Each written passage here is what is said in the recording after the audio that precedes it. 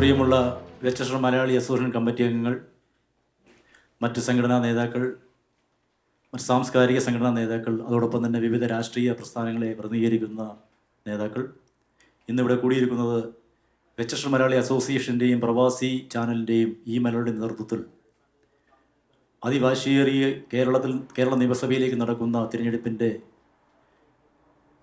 വിദേശ മലയാളികളുടെ അഭിപ്രായങ്ങൾ രേഖപ്പെടുന്നതിന് വേണ്ടിയാണ് ഒരു ഡിബേറ്റാണ് ഇന്നിവിടെ നടക്കുന്നത്. ഞാൻ കൂടുതലായി ദീർഘിപ്പിക്കുവാൻ ആഗ്രഹിക്കുന്നില്ല. ഈ പ്രോഗ്രാം നിരവധി വർഷങ്ങളായി വെസ്റ്റേൺ മലയാളിയുടെ നേതൃത്വത്തിൽ നടത്തിക്കൊണ്ടിരിക്കുന്ന ഒരു പ്രോഗ്രാം ആണ്. ഈ വർഷവും അത് ഞങ്ങൾ നടത്തുവാൻ വേണ്ടിയുള്ള തീരുമാനവും അതാണ് ഇപ്പോൾ ഇവിടെ നടക്കാൻ പോകുന്നത്.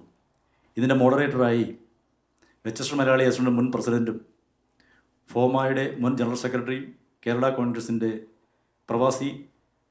കോൺഗ്രസ് പ്രവാസി ചെയർമാനുമായ ശ്രീ ജോൺ സി വർഗീസാണ് ഇതിൻ്റെ മോഡറേറ്റർ. അദ്ദേഹത്തെ ബഹുമാനപൂർവ്വം ഈ വേദിയിലേക്ക് ക്ഷണിക്കുന്നു.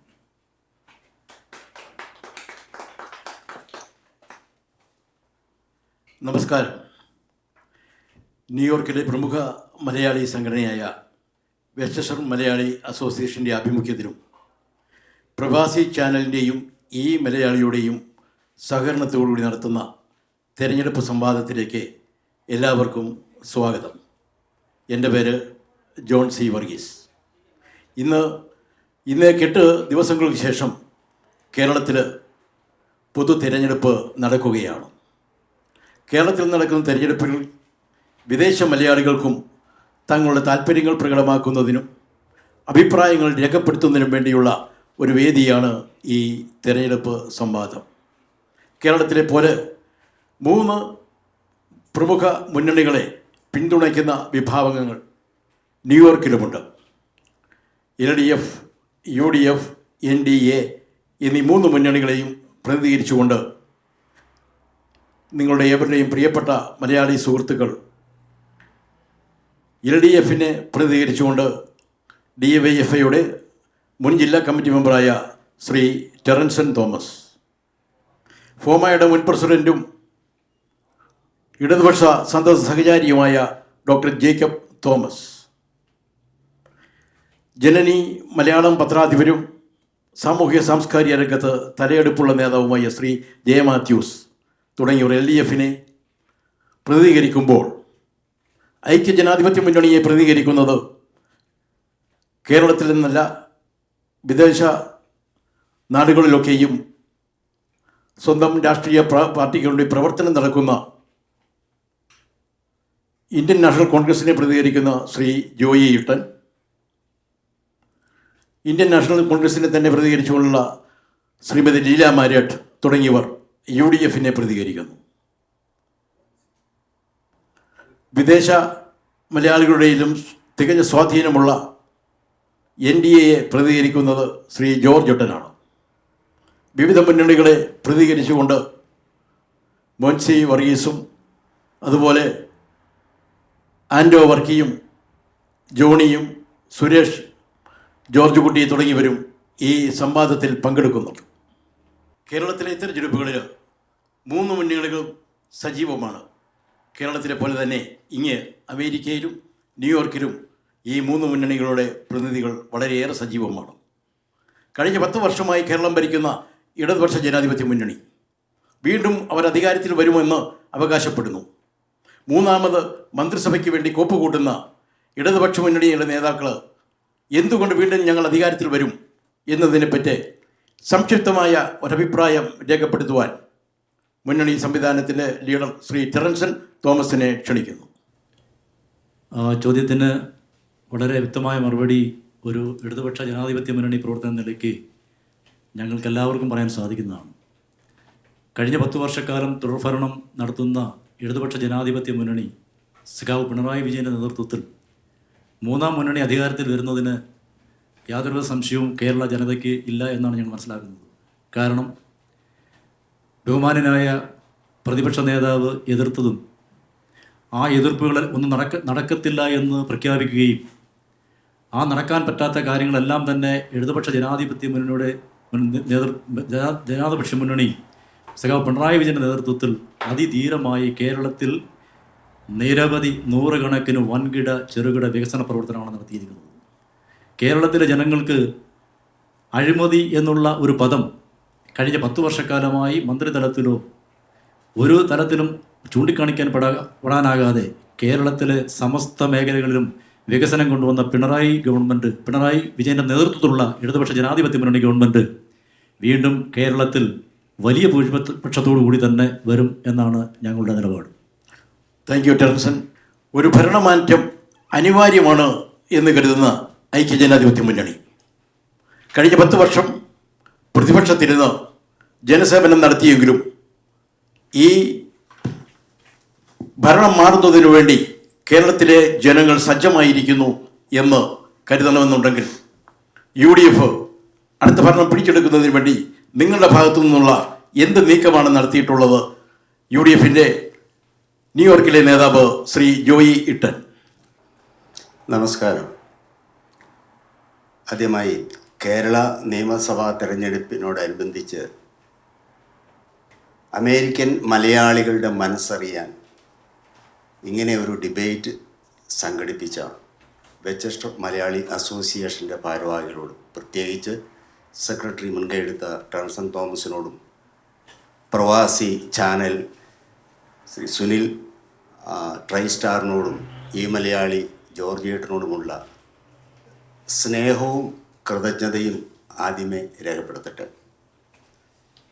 ഈ തെരഞ്ഞെടുപ്പ് ഏറെ പ്രാധാന്യത്തോടും ഗൗരവത്തോടും അതിലുപരി ആകാംക്ഷയോടും കൂടിയാണ് ജന്മനാടിനൊപ്പം ലോകമെമ്പാടുമുള്ള മലയാളികൾ നോക്കിക്കാണുന്നത്. കാരണം മറ്റൊന്നുമല്ല, ഇന്ത്യയിലെ ഇതര സംസ്ഥാനങ്ങളിലെ ജനങ്ങൾക്കില്ലാത്ത രാഷ്ട്രീയ പ്രബുദ്ധത നമുക്കുണ്ട്. അതുതന്നെയാണ് അതിൻ്റെ കാരണം. പക്ഷേ കേരള രാഷ്ട്രീയം നിർഭാഗ്യവശാൽ വളരെ മോശമായ ഭയാനകമായി കൊണ്ടിരിക്കുന്ന ഒരു സ്ഥിതിയിലേക്കാണ് പോയിക്കൊണ്ടിരിക്കുന്നത്. അതിൻ്റെ കാരണം ചില രാഷ്ട്രീയ കക്ഷികൾ തൊഴിലായും ഉപജീവന മാർഗമായും അതിലുപരി മുതൽ മുടക്കില്ലാത്തൊരു വ്യവസായമായും രാഷ്ട്രീയത്തെ കാണുന്നു എന്നുള്ളതാണ്. അതാണ് നമ്മുടെ നാടിൻ്റെ ശാപവും. രാഷ്ട്രീയം സേവനമാണ്. ജനങ്ങളുടെ ക്ഷേമത്തിനും പുരോഗതിക്കും രാഷ്ട്രത്തിൻ്റെ ഉന്നമനത്തിനും വേണ്ടി പ്രവർത്തിക്കുന്ന, അതിനുവേണ്ടി ചിന്തിക്കുന്ന എന്ന യാഥാർത്ഥ്യം തിരിച്ചറിയുന്ന ഒരു തലമുറ വരേണ്ടിയിരിക്കുന്നു കേരളത്തിൽ. അതിനുവേണ്ടിയാണ് ജനാധിപത്യ മുന്നണി, ഐക്യജനാധിപത്യ മുന്നണി UDF എല്ലാ സമാന ചിന്താഗതിയുള്ള മുഴുവൻ ആളുകളെയും ഒരു പാനലിൽ കോർത്തിണക്കിക്കൊണ്ട് ഈ അടുത്തു വരുന്ന തെരഞ്ഞെടുപ്പിൽ 3/2 ഭൂരിപക്ഷത്തോടുകൂടി കോൺഗ്രസ് നേതൃത്വം കൊടുക്കുന്ന UDF അധികാരത്തിൽ വരും എന്നുള്ള കാര്യത്തിൽ ഇടതുപക്ഷത്തിൽ പ്രവർത്തിക്കുന്ന, ചിന്തിക്കുന്ന സാധാരണ പ്രവർത്തകർ പോലും ഇന്ന് സംസാരിച്ചു തുടങ്ങിയിരിക്കുന്നു. ആ കാര്യത്തിൽ ഇവിടെ ഇരിക്കുന്ന ആർക്കും സംശയമില്ല എന്നാണ് ഞാൻ മനസ്സിലാക്കുന്നത്. ഏപ്രിൽ 9 നടക്കുന്ന ഈ തെരഞ്ഞെടുപ്പ് രാഷ്ട്രീയ പ്രാധാന്യം തന്നെ അത് വിളിച്ചോതുന്നുണ്ട്. കാരണം കഴിഞ്ഞ 10 വർഷക്കാലം കേരളം ഭരിച്ച ജനങ്ങൾ പൊറുതിമുട്ടി.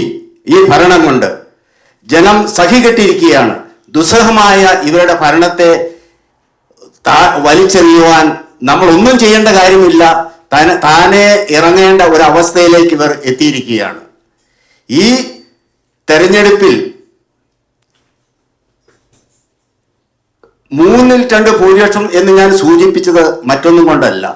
കാരണം സമസ്തമായ എല്ലാ രംഗത്തും ഈ LDFിൻ്റെ ഭരണം കൈക്കൂലി ആയാലും അഴിമതി കൊണ്ടായാലും ഏത് രംഗത്തായാലും, വിദ്യാഭ്യാസ രംഗത്തായാലും സാമൂഹ്യ രംഗത്തായാലും അതോടൊപ്പം തന്നെ മറ്റ് പ്രവർത്തന മേഖലയിലെ ആരോഗ്യ രംഗത്തായാലും എല്ലാ രംഗത്തും ദൈനംദിന പത്രങ്ങളിൽ കൂടിയും ടി വിയിൽ കൂടിയും നാം ഓരോരോ സംഭവങ്ങൾ വായിക്കുന്ന ജനങ്ങൾക്കറിയാം ജനം ആകെ പൊറുതിമുട്ടിയിരിക്കുകയാണ്.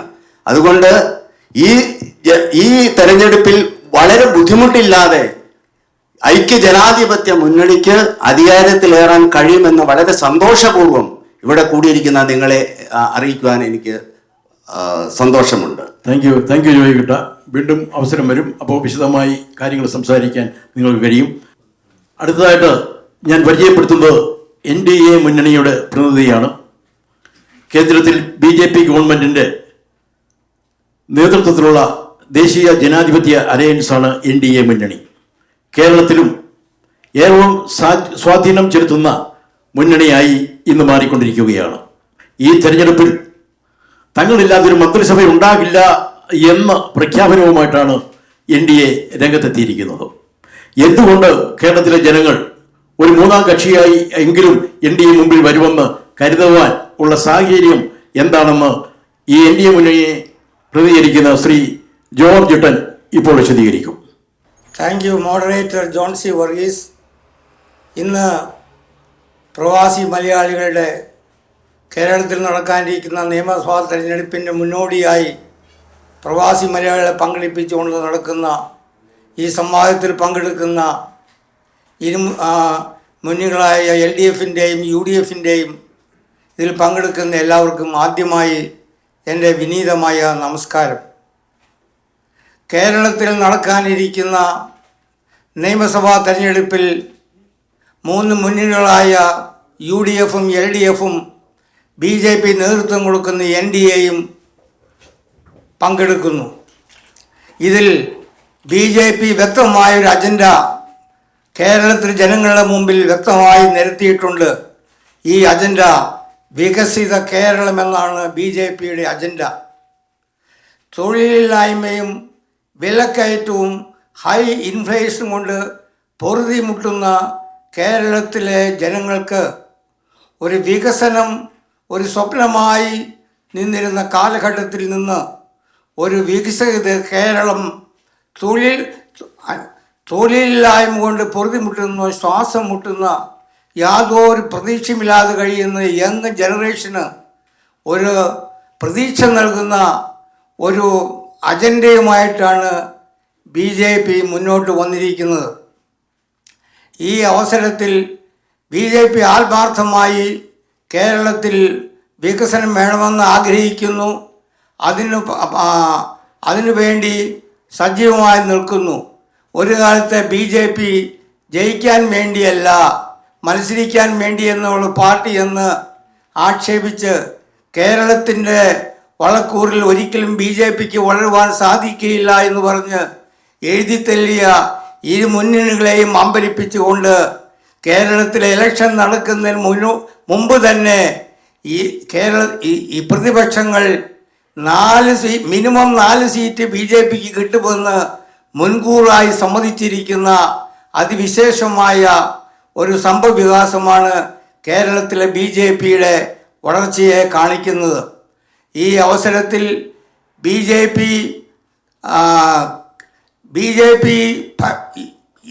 ഏത് കക്ഷി ഭരണത്തിൽ വന്നാലും ആ ഭരണത്തെ നിയന്ത്രിക്കുന്ന ഒരു വലിയ ശക്തിയായിരിക്കും BJP എന്നും അതിനുള്ള MLAമാർ BJPക്ക് ഉണ്ടാകുമെന്നും വ്യക്തമായി പറയുവാൻ ഞാൻ ആഗ്രഹിക്കുകയാണ്.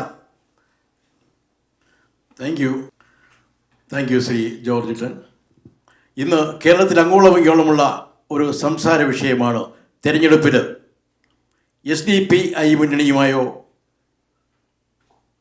വെൽഫെയർ പാർട്ടിയുമായോ ഇടതുപക്ഷ ജനാധിപത്യ മുന്നണിക്ക് നേരിട്ടോ പ്രത്യക്ഷമായോ പരോക്ഷമായോ ബന്ധമുണ്ടോ എന്ന് കേരളത്തിലെ ജനങ്ങൾ ഉറ്റുനോക്കുകയാണ്. Shri MA Baby polit bureau secretary അദ്ദേഹം പറഞ്ഞു, ആര് വോട്ട് തന്നാലും LDF സ്വീകരിക്കും. അതുപോലെ തന്നെയാണ് ശ്രീ ശിവൻകുട്ടി, വിദ്യാഭ്യാസ വകുപ്പ് മന്ത്രിയെ ശ്രീ ശിവൻകുട്ടി പറഞ്ഞിട്ടുള്ളതും. ആര് തനിക്ക് വോട്ട് ചെയ്താലും ഞാൻ സ്വീകരിക്കാൻ തയ്യാറാണ്. അതിനെ സപ്പോർട്ട് ചെയ്തുകൊണ്ടാണ് ഡോക്ടർ തോമസ് ഐസക്കും പറഞ്ഞിട്ടുള്ളത്.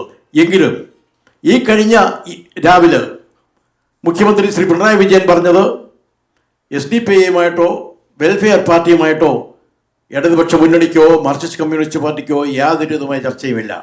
അദ്ദേഹത്തിന് സപ്പോർട്ട് ചെയ്തുകൊണ്ടാണ് CPM-ന്റെ സംസ്ഥാന സെക്രട്ടറി ശ്രീ ഗോവിന്ദനും പറഞ്ഞിട്ടുള്ളത്. ഇവിടുത്തെ പ്രവാസി മലയാളികളുടെ ഇടയിൽ ഈ പ്രത്യേക പ്രശ്നത്തെ എങ്ങനെ നോക്കിക്കാണുന്നു എന്നുള്ളത് ഡോക്ടർ ജേക്കബ് തോമസ് ഫോമയുടെ മുൻ പ്രസിഡന്റാണ്. അദ്ദേഹത്തെ സംക്ഷിപ്തമായി വിശദീകരിക്കും. തിരഞ്ഞെടുപ്പ് ചർച്ചകൾ എപ്പോഴും മുന്നിട്ട് നിൽക്കേണ്ട ജനക്ഷേമപരമായ നാടിൻ്റെ വികസനവും അതുപോലെ തന്നെ ജനങ്ങളുടെ ക്ഷേമവുമാണ്. ഇപ്പം രണ്ട് കാര്യങ്ങൾ മോഡറേറ്റർ എൻ്റെ ഫ്രണ്ട് സലിം ചോദിച്ചു. ആര് വോട്ട് തന്നാലും നമ്മൾ മുന്നണിയിൽ ആരെങ്കിലും എടുത്തിട്ടില്ല. ആരെങ്കിലും വോട്ട് തന്നാൽ നമുക്ക് വേണ്ടാന്ന് പറയാൻ പറ്റും. നമുക്കറിയത്തില്ലല്ലോ ആരൊക്കെ നമ്മൾ വോട്ട് ചെയ്യുന്നു. അതുകൊണ്ട് അതിന് പ്രസക്തിയില്ല. ഇത്രയും നാൾ നേരത്തെ പറഞ്ഞിരുന്നത്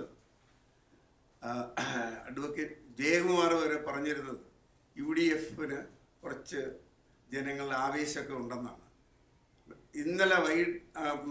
ഇന്നലെ രാവിലെ പുള്ളി പറഞ്ഞത് LDF മൂന്നാം ഭരണം തുടരുമെന്ന്. അപ്പം നമ്മൾ ഓരോരുത്തർ പറയുന്നത് ഇതെല്ലാം കേട്ടാണ് പിണറായി വിജയൻ അങ്ങനെ ചെയ്തു ഇങ്ങനെ ചെയ്തു.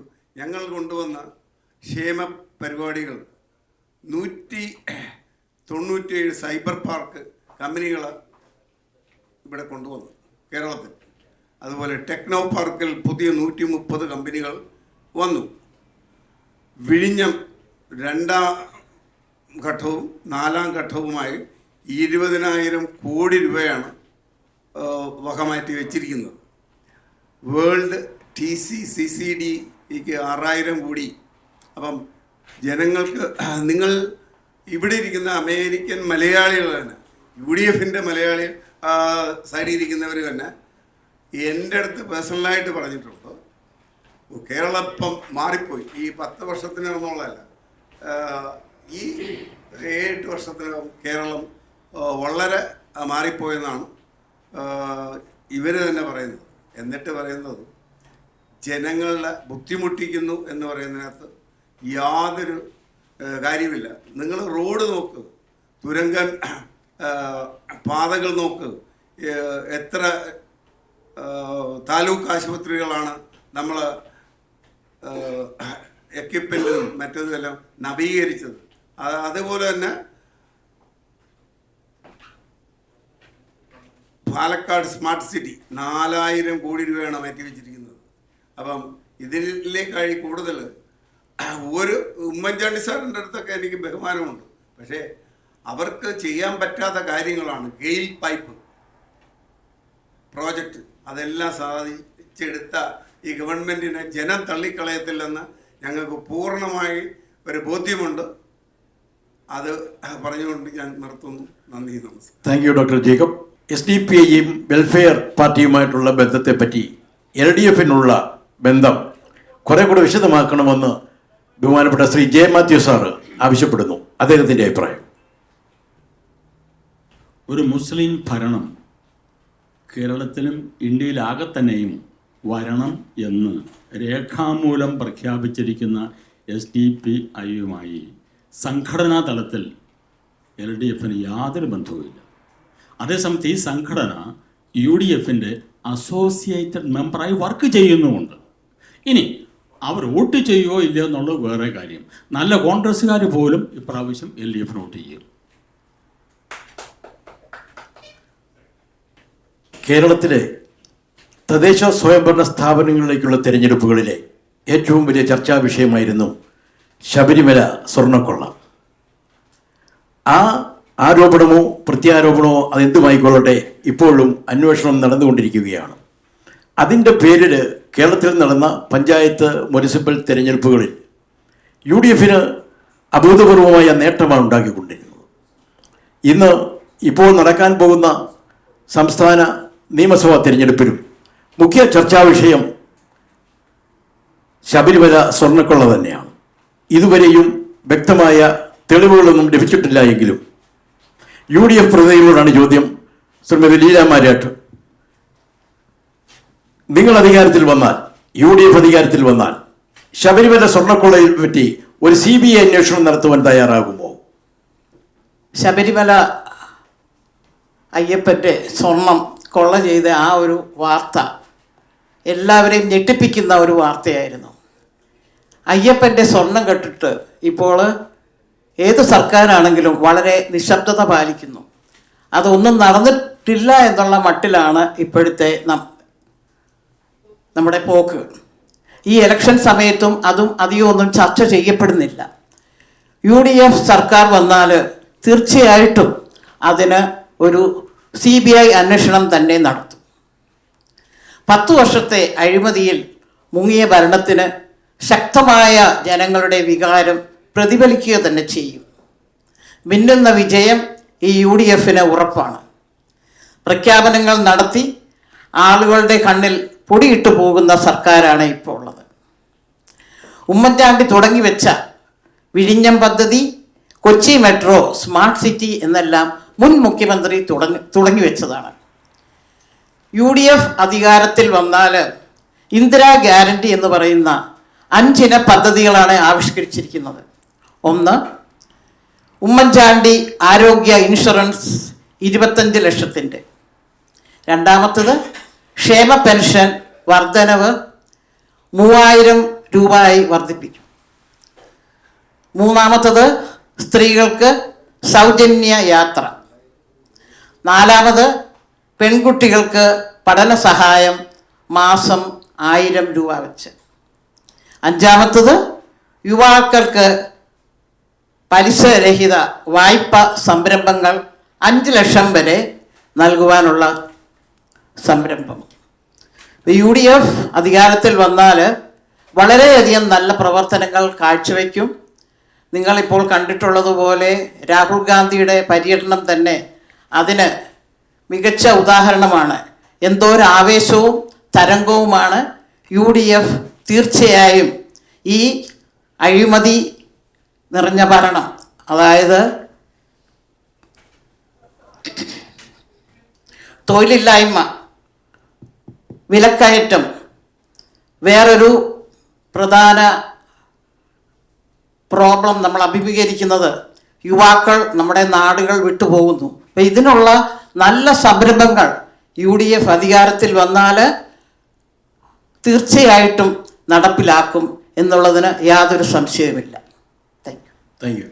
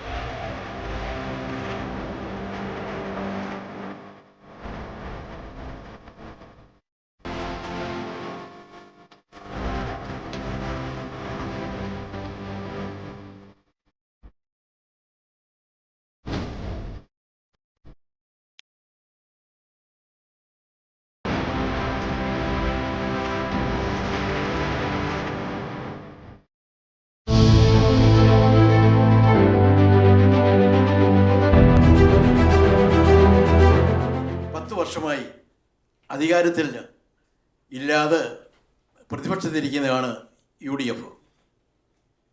ഇനിയും ഒരു അധികാരത്തിൽ വന്നാൽ, UDF മുന്നണി അധികാരത്തിൽ വന്നാൽ ആരാകും മുഖ്യമന്ത്രി എന്ന് കേരളത്തിലെ ജനങ്ങൾ ഉറ്റുനോക്കുന്നുണ്ട്. പ്രതിപക്ഷ നേതാവായ ശ്രീ VD സതീശനോ, തലമുതിർന്ന നേതാവായ ശ്രീ രമേശ് ചെന്നിത്തലയോ, കേന്ദ്രത്തിൻ്റെ പ്രത്യേക പരിലാളനം ഏറ്റുവാങ്ങുന്ന KC വേണുഗോപാലോ, ഇതിൽ 3 പേരിൽ ഒരാൾക്കല്ലേ മുഖ്യമന്ത്രിയാകാൻ പറ്റുള്ളൂ. അതിൽ കോൺഗ്രസിൻ്റെ ഭാഗത്തുള്ള നേതൃത്വത്തിലിരിക്കുന്നവർ, പ്രവാസികളായ മലയാളികൾ, നിങ്ങളുടെ മനസ്സിലെ ചിന്തകൾ ഞങ്ങൾക്കറിയണമെന്ന് താല്പര്യമുണ്ട്. മോൻസി വർഗീസ്, കോൺഗ്രസ് നേതാവ്, ഇതിനെപ്പറ്റി സംസാരിക്കും. കഴിഞ്ഞ 10 വർഷമായി വാഗ്ദാനങ്ങളും വളരെയേറെ പ്രതീക്ഷകളും കിറ്റുകളുമെല്ലാം കിട്ടി പ്രവർത്തനം നടത്തിയ ഇപ്പോഴിരിക്കുന്ന പ്രതിപക്ഷ സംഘടന LDF മാറി വരുമ്പോൾ ആരാകും മുഖ്യമന്ത്രി എന്നുള്ളതല്ല. അവിടെ VD സതീശനാണോ, രമേശ് ചെന്നിത്തലയാണോ, നമ്മുടെ KC വേണുഗോപാലാണോ എന്നുള്ള ചോദ്യത്തെക്കാട്ടിൽ മുഖ്യമായിട്ടും അതിൽ പ്രസക്തി ഉള്ളത് ഈ ദുർഭരണം മാറ്റി നമുക്ക് ഈ ഭരണം നല്ല കൈകളിൽ എത്തിക്കുക എന്നുള്ളതാണ്. അതിനായി ഏതാണ്ട് കേരളത്തിലെ എല്ലാ ജനങ്ങളും ഏറെക്കുറെ തയ്യാറെടുപ്പായിരിക്കുകയാണ്. ഇപ്പോൾ ആര് മുഖ്യമന്ത്രിയാകുന്നു എന്നുള്ള ചോദ്യം അപ്രസക്തമാണ്. ആ സമയമാകുമ്പോൾ അക്കാര്യങ്ങളെക്കുറിച്ച് വിവരങ്ങൾ അറിയിക്കും. നേരിട്ടുള്ള ഉത്തരമാണ് ഞങ്ങൾ പ്രതീക്ഷിക്കുന്നത് എങ്കിലും എൻ്റെ ചോദ്യം വളരെ സംക്ഷിപ്തമായിരുന്നു. കേരളീയരായ അമേരിക്കയിലുള്ള പ്രവാസികളുടെ താല്പര്യം എന്താണ്, അവരുടെ ആഗ്രഹം എന്താണ്? സ്വാഭാവികമായി പ്രതിപക്ഷ നേതാവായ ശ്രീ VD സതീശനാണോ, അതല്ല മുൻ പ്രതിപക്ഷ നേതാവ് തലമൂത്ത നേതാവ് രമേശ് ചെന്നിത്തലയാണോ? ഇതൊന്നുമല്ലാതെ കേന്ദ്രത്തിൽ നിന്നും മുൻപും ഇതുപോലെയുള്ള ഇടപെടലുകളോട് കേന്ദ്ര നേതൃത്വത്തിൻ്റെ സമ്മർദ്ദത്തിൻ്റെ പേരിൽ പലരും മുഖ്യമന്ത്രിയായിട്ടുണ്ട്. ആ നിലയിൽ KC വേണുഗോപാലാകുമോ എന്നുള്ളതാണ് ചോദ്യം. ഒറ്റ വാചകത്തിൽ മാത്രമേ പറയാവൂ, പ്രതികരണമല്ല. കോൺഗ്രസ് ഒരു ജനാധിപത്യ പ്രസ്ഥാനമാണ്. അവിടെ ആര് മുഖ്യമന്ത്രി ആകണമെന്നത് ജയിച്ചു വന്നാൽ ഇതിൻ്റെ ഹൈക്കമാൻഡും ജയിച്ച MLA-മാരുടെ കൂടിയെടുക്കുന്ന തീരുമാനമായിരിക്കും ആര് മുഖ്യമന്ത്രിയുമാകണമെന്ന്. അതിനു മുമ്പ് മുഖ്യമന്ത്രി ഇന്നയാളെന്ന് വാലയെ കെട്ടി ഒരു ആളെ ഇറക്കി കോൺഗ്രസ് പ്രചരണം നടത്തേണ്ട ആവശ്യം കോൺഗ്രസിനില്ല. കോൺഗ്രസിൻ്റെ സംസ്കാരവും കോൺഗ്രസിൻ്റെ പൈതൃകവും കോൺഗ്രസിൻ്റെ മുൻകാല ചരിത്രവും ജയിച്ചു വന്നാൽ ഒരു വ്യക്തിയെ മുഖ്യമന്ത്രിയാക്കും. പിന്നെ കോൺഗ്രസിനുള്ള ഗുണം എല്ലാവരും മുഖ്യമന്ത്രിയാകാൻ സാധ്യതയുള്ള ആ വ്യക്തികളാണ്, അതിനകത്ത് കപ്പാസിറ്റിയുള്ള ആളുകളാണ് കോൺഗ്രസിൽ നിൽക്കുന്നത്. ഇടതുപക്ഷ പ്രസ്ഥാനത്തിന് ഒരു വ്യക്തിയല്ലാതെ രണ്ടാമതൊരു വ്യക്തിയെ മുഖ്യമന്ത്രിയാക്കാൻ കഴിവുള്ള ഒരു വ്യക്തിയെ ചൂണ്ടിക്കാണിക്കാൻ പോലും ആ ദാരിദ്ര്യമുള്ള ഒരു പ്രസ്ഥാനമായി LDF മാറിയിരിക്കുന്ന സമയത്ത് കോൺഗ്രസിന് ഇഷ്ടം പോലെ നിരവധി വ്യക്തികളാണ് മുഖ്യമന്ത്രി ധാരയിലേക്ക് വന്നിരിക്കുന്നത്. Thank you Joyittan. അടുത്ത വിഷയത്തിലേക്ക് കടക്കുകയാണ്. LDF മുന്നണി നേതാക്കന്മാരോടാണ് അടുത്ത ചോദ്യം. കഴിഞ്ഞ 10 വർഷമായി ഈ ഭരണം കൈയാളുന്നതാണ് LDF. 10 വർഷത്തിൻ്റെ ഭരണം കൊണ്ട് കേരളത്തിൽ ഒരു ഭരണവിരുദ്ധ വികാരം ഉടലെടുത്തിട്ടുണ്ട് എന്ന് നിരവധി ആൾക്കാർ ആ കാര്യത്തെപ്പറ്റി ചർച്ച ചെയ്യുന്നു. പ്രതിപക്ഷ നേതാവായ VD സതീശൻ്റെ വാക്കുകളിൽ പറഞ്ഞാൽ വിസ്മയങ്ങളുടെ തുടക്കമായിരുന്നു കഴിഞ്ഞ ഏതാനും 2-3 ആഴ്ചക്കാലം. LDFിൻ്റെ സമുന്നതരായ നേതാക്കൾ G. സുധാകരന്, ഐഷ പോറ്റി, PV കുഞ്ഞിക്കണ്ണൻ, PK ശശി, അങ്ങനെ നിരവധി ആൾക്കാർ ഇടതുപക്ഷം മുന്നോട്ടൊരു യാത്ര പറഞ്ഞു. ഇനിയും വിസ്മയങ്ങൾ ഉണ്ടാകും, സമയക്കുറവുള്ളത് കൊണ്ട് മാത്രമാണ് എന്ന് പറഞ്ഞു വച്ചിരിക്കുന്ന VD സതീശൻ. ഈ കൊഴിഞ്ഞുപോക്ക് LDFിനെ എത്ര കണ്ട് മോശമായി ബാധിക്കും? ശ്രീ ടെറൻസൺ തോമസ്, LDFിൻ്റെ നേതാവ്. മോഡറേറ്റർ നിരവധി ഇടതുപക്ഷ ജനാധിപത്യ മുന്നണി, പ്രത്യേകിച്ച് മാർക്സിസ്റ്റ് പാർട്ടിയിൽ നിന്ന് നേതാക്കന്മാരായി അവർ ഇപ്പോഴും ഞങ്ങൾ വളരെയധികം ബഹുമാനിക്കുന്നവരാണ്. ഈ പോയവരെല്ലാം തന്നെ ബഹുമാന്യനായ ഐഷ പോറ്റി എൻ്റെ തൊട്ടടുത്ത നിയോജകമണ്ഡലത്തിൽ 3 പ്രാവശ്യം MLA-യും 1 പ്രാവശ്യം ജില്ലാ പഞ്ചായത്ത് പ്രസിഡൻ്റാവുകയും കൊട്ടാരക്കരയിൽ തിളക്കമാർന്ന വിജയം ഇടതുപക്ഷ ജനാധിപത്യക്ക് വേണ്ടി നേടിത്തരികയും ചെയ്ത വ്യക്തിയായിരുന്നു. പക്ഷേ ഈ എല്ലാ പ്രാവശ്യവും ഒരാൾക്ക് തന്നെ മത്സരിക്കുക അല്ലെങ്കിൽ സ്ഥാനം കിട്ടുക എന്നുള്ള ഒരു പദ്ധതി CPM അംഗീകരിക്കുന്നില്ല എന്ന് മാത്രമല്ല, അനുഭവിക്കുകയില്ല. എന്നാൽ അവർക്ക് 3 തവണ ഈ CPM ഇടതുപക്ഷ ജനാധിപത്യ മുന്നണി ഇളവ് നൽകി ആ മണ്ഡലത്തെ പ്രതികരിക്കാൻ അവസരം കൊടുത്തു. അതുപോലെ തന്നെ ബഹുമാന്യ G. സുധാകരൻ ഞങ്ങൾ വളരെയധികം ബഹുമാനിക്കുന്ന വ്യക്തിയാണ്. അദ്ദേഹം ഈ തെരഞ്ഞെടുപ്പ് അദ്ദേഹം പറയുന്ന സ്ഥാനമോഹത്തിന് വേണ്ടി ആലപ്പുഴ ജില്ലയിൽ നിരവധി പാർട്ടി കേഡർമാരുണ്ട്. ബഹുമാന്യനായ G. സുധാകരൻ സാർ മാത്രമല്ല, G. സുധാകരൻ സാർ 2 പ്രാവശ്യം ഈ മുന്നണിയിലെ മന്ത്രി സ്ഥാനവും നിരവധി പ്രാവശ്യം MLA സ്ഥാനവും പാർട്ടിയുടെ സംസ്ഥാന സെക്രട്ടേറിയറ്റ് മെമ്പറും പാർട്ടിയുടെ കേന്ദ്ര കമ്മിറ്റി അംഗവുമായിരുന്ന വ്യക്തിയാണ്. അദ്ദേഹത്തിൻ്റെ ചുമതലയാണ് ഒരു പ്രായമാകുമ്പോൾ ആ ജില്ലയിൽ നിന്ന് അല്ലെങ്കിൽ ഈ സംസ്ഥാനത്ത് പുതിയ കേഡർമാരെ വളർത്തിയെടുക്കുക എന്നുള്ളത്. ഞാൻ ചോദിക്കട്ടെ, മോഡറോട് തിരിച്ചു ചോദിക്കുകയാണ്. ഇത്ര ധാർമ്മിക മൂല്യമുള്ള ജി സുധാകരൻ സാറും ബഹുമാനപ്പെട്ട ആയിഷ പോറ്റിയും ഈ പാർട്ടിയിൽ നിന്ന് പോയിട്ടുള്ളവർ എന്തെങ്കിലും നീതിബോധമുള്ളവരാണെങ്കിൽ ഈ പാർട്ടിയിൽ നിന്ന് സമ്പാദിച്ചെടുത്ത പെൻഷൻ ഈ പാർട്ടിയിലേക്ക് മാസാമാസം തിരിച്ചെടുക്കുവാൻ അല്ലെങ്കിൽ തിരഞ്ഞെടുക്കുക ഈ നാട്ടിലെ പാവപ്പെട്ട ആളുകൾ കൊടുക്കുവാൻ ബാധ്യസ്ഥരാണോ? അവർ സ്ഥാനമോഹങ്ങൾക്ക് വേണ്ടി അവർക്ക് തന്നെ എപ്പോഴും അധികാരം വേണം. അതല്ല, പുതിയ തലമുറയെ വാർത്തെടുക്കുക, പുതിയ സമൂഹത്തെ കെട്ടിപ്പടുക്കുക, ഈ പാർട്ടിയെ ശക്തിപ്പെടുത്തുക എന്നുള്ളതാണ് ഒരു CPM പ്രവർത്തന എന്ന നിലയിലും ഒരു ഇടതുപക്ഷ ജനാധിപത്യ പ്രവർത്തന നിലയിലും ധാർമ്മികത എന്നാണ് ഞാൻ മനസ്സിലാക്കുന്നത്. ഇവരൊക്കെ പോയെങ്കിൽ തന്നെയും CPMനെ സംബന്ധിച്ച് അവരുടെ വ്യക്തിപരമായ ആഗ്രഹമാണ്. CPMനെ സംബന്ധിച്ച് ഇതൊന്നും ബാധിക്കുന്ന വിഷയമല്ല. അവർ CPM പോയി നിന്ന് അവർക്ക് എവിടെയും പോകാനുള്ള സ്വാതന്ത്ര്യമുണ്ട്. പക്ഷേ അവർക്കൊരു സ്വാതന്ത്ര്യക്കുറവും ഈ പാർട്ടിയിൽ നിന്നപ്പോൾ എതിരായി നടന്നിട്ടില്ല എന്ന് വളരെ കൃത്യമായി കേരള ജനത മനസ്സിലാക്കും. ഈ തിരഞ്ഞെടുപ്പിൽ അവർ നേരിടാൻ പോകുന്ന ബുദ്ധിമുട്ട്, അവർ ഈ തെരഞ്ഞെടുപ്പിൽ അമ്പെ പരാജയപ്പെടുന്നു മാത്രമല്ല, അവർ ഈ സമൂഹത്തിൽ തന്നെ ഇല്ലായ്മ തന്നെ അവരാൽ തന്നെ ഉണ്ടാകുമെന്നാണ് ഇതിനെപ്പറ്റി എനിക്ക് പറയാനുള്ളത്. Thank you doctor sir.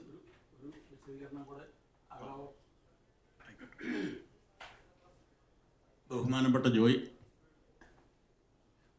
Joy ഈട്ടൻ പറഞ്ഞു കോൺഗ്രസ് അങ്ങ് നേതൃത്വം കൊണ്ട് നിറഞ്ഞു നിൽക്കുകയാണെന്ന്. ഈ കോൺഗ്രസ് ആണ് മാർക്സിസ്റ്റ് പാർട്ടിക്ക് വേണ്ടാതെ 2-3 വർഷം വെറുതെ നിർത്തിയ ഈ പടനാടുകളെ സ്വീകരിച്ച് 5 ഇടത്ത് മത്സരിപ്പിക്കുന്നത് നാണയില്ലേ? ഒരു ആൻസർ വികാര വിരുദ്ധത ഇല്ല. ഭരണവിരുദ്ധ വികാരമുണ്ടോ എന്ന് ചോദിച്ചു. അങ്ങനെ ഒരു വികാരം ജനങ്ങളിലില്ല. ഞങ്ങൾക്ക് LDFന് ഫുൾ സപ്പോർട്ടാണ് ജനങ്ങൾ. ഈ കേരളത്തിലെ തിരഞ്ഞെടുപ്പുകളിൽ 3 മുന്നണികളെയും പ്രതിദാനം ചെയ്യുന്ന സാമൂഹ്യ പ്രവർത്തകരാണ് ഈ തെരഞ്ഞെടുപ്പ് സംവാദത്തിൽ പങ്കെടുക്കുന്നത്. എന്നിരുന്നാൽ തന്നെ അമേരിക്കയിൽ, ന്യൂയോർക്കിൽ പ്രത്യേകിച്ച് സാംസ്കാരിക രംഗത്ത് പ്രവർത്തിക്കുകയും ഫൊക്കാനായുടെ ജനറൽ സെക്രട്ടറിയായി പ്രവർത്തിക്കുകയും ചെയ്യുന്ന ശ്രീകുമാർ ഉണ്ണിത്താൻ 2 മുന്നണിയിൽപ്പെട്ട അല്ലെങ്കിൽ 3 മുന്നണിയിൽപ്പെട്ട 3 മുന്നണിയിൽപ്പെട്ട ഏത് മുന്നണിയായിരിക്കും അടുത്ത തെരഞ്ഞെടുപ്പിൽ ഭൂരിപക്ഷം കിട്ടാൻ സാധ്യതയുള്ളത്? ആരായിരിക്കും അടുത്ത കേരള ജനത കാണുന്ന മുഖ്യമന്ത്രി? ആരായിരിക്കും കേരളം ഭരിക്കുന്നത്? ശ്രീകുമാർ ഉണ്ണിത്താൻ. കേരളത്തിലൊരു ടൈറ്റ് ഇലക്ഷൻ ആയിരിക്കും. ആര് ഭരണം കിട്ടിയാലും 72-73 ആ ഒരു നിലയിലായിരിക്കും. BJPക്ക് 2-3 അക്കൗണ്ട് ഓപ്പൺ ചെയ്യാൻ സാധിക്കും. അപ്പം ഒരു ചെറിയ മാർജിനിലാണ് മിക്ക മണ്ഡലങ്ങളിലും മത്സരം നടക്കുന്നത്. ടൈറ്റാണ്. 40-41% അത് അങ്ങോട്ടും ഇങ്ങോട്ടും മറിയാൻ പറ്റും. ഈ അഭിപ്രായ വോട്ടെടുപ്പൊന്നും ചിലപ്പം അതേപോലെ വന്നെന്ന് വരികയില്ല. ഇവിടെ ടെൻസൺ തോമസ് പറഞ്ഞതിൻ്റെ ഒരു ആൻസർ ഞാൻ പറയുകയാണ്. കാരണം കോൺഗ്രസ് പാർട്ടിയിലെ അവിടുത്തെ 5 പേരെ കൊണ്ടുവന്ന് മത്സരിപ്പിക്കുന്നുവെന്ന് മാത്യു സാർ പറഞ്ഞു. അത് മാർക്സിസ്റ്റ് പാർട്ടിയുടെ മൂല്യശോഷണം കൊണ്ടാണ് കോൺഗ്രസിൽ നിന്നും പറക്കിയെടുത്ത ചീളുകളെ എല്ലാം കൊണ്ട് നടന്ന് മത്സരിപ്പിച്ച് ഇപ്പോഴും ഒരു മന്ത്രി, അതിന് മുമ്പത്തെ ജലീലെ, അവരെ എല്ലാം UDFയിൽ നിന്ന് പറക്കിയെടുത്തുകൊണ്ട് പോയി മന്ത്രിമാരാക്കി അങ്ങനെ കൊണ്ടു നടന്ന ഇടതുപക്ഷം ഇപ്പോൾ പറയുകയാണ് ഈ ചീളുകളെ കൊണ്ടുവച്ചത്. ഇപ്പം മാർക്സിസ്റ്റ് പാർട്ടിക്ക് എന്ത് പറ്റി ഈ ചീളുകളെ പറക്കാൻ? മാർക്സിസ്റ്റ് പാർട്ടിക്ക് പറ്റിയ ഒരു മൂല്യശോഷണം കൊണ്ടല്ലേ അവിടുന്ന് ആൾക്കാർ പൊഴിഞ്ഞു പോയിക്കൊണ്ടിരിക്കുന്നത്. പണ്ടൊരു കേഡർ പാർട്ടി എന്ന് പറഞ്ഞിരുന്ന ഒരു പാർട്ടിയിൽ ഇന്ന് ആൾക്കാർ ഓടി നടന്ന് വിമതരായി മത്സരിക്കുകയാണ്. ഇപ്പോൾ കോൺഗ്രസ്സുകാരെ സംബന്ധിച്ചിടത്തോളം നല്ല കാൻഡിഡേറ്റ് ആണെങ്കിൽ അവർക്ക് അംഗീകാരം കൊടുക്കുക, അവർക്ക് സപ്പോർട്ട് ചെയ്യും. അതൊരു പാർട്ടി എന്ന നിലയിൽ ഞങ്ങളുടെ ഒരു ധാർമ്മികതയാണ്. കാരണം മാർക്സിസ്റ്റ് പാർട്ടി നശിച്ചുകൊണ്ടിരിക്കുന്ന ഒരു പാർട്ടിയിലെ ആൾക്കാർ ചിന്നിച്ചിതറി പോകുമ്പോൾ അവരെ കൈകോർത്ത് പിടിച്ച് കേരള ജനതയുടെ ഒപ്പം കൂട്ടാനാണ് UDF ശ്രമിച്ചുകൊണ്ടിരിക്കുന്നത്. That's all. Thank you Sreekumar.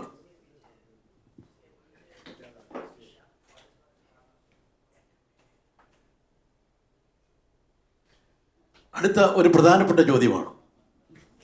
കേരളത്തിൽ ഇന്ന് ഏതാനും ദിവസങ്ങളായി ന്യൂനപക്ഷങ്ങളുടെ ഏറ്റവും വലിയ ചർച്ചാ വിഷയമാണ് FCRA ഭേദഗതി, ഫോറിൻ കറൻസി റെഗുലേഷൻ ആക്ട്.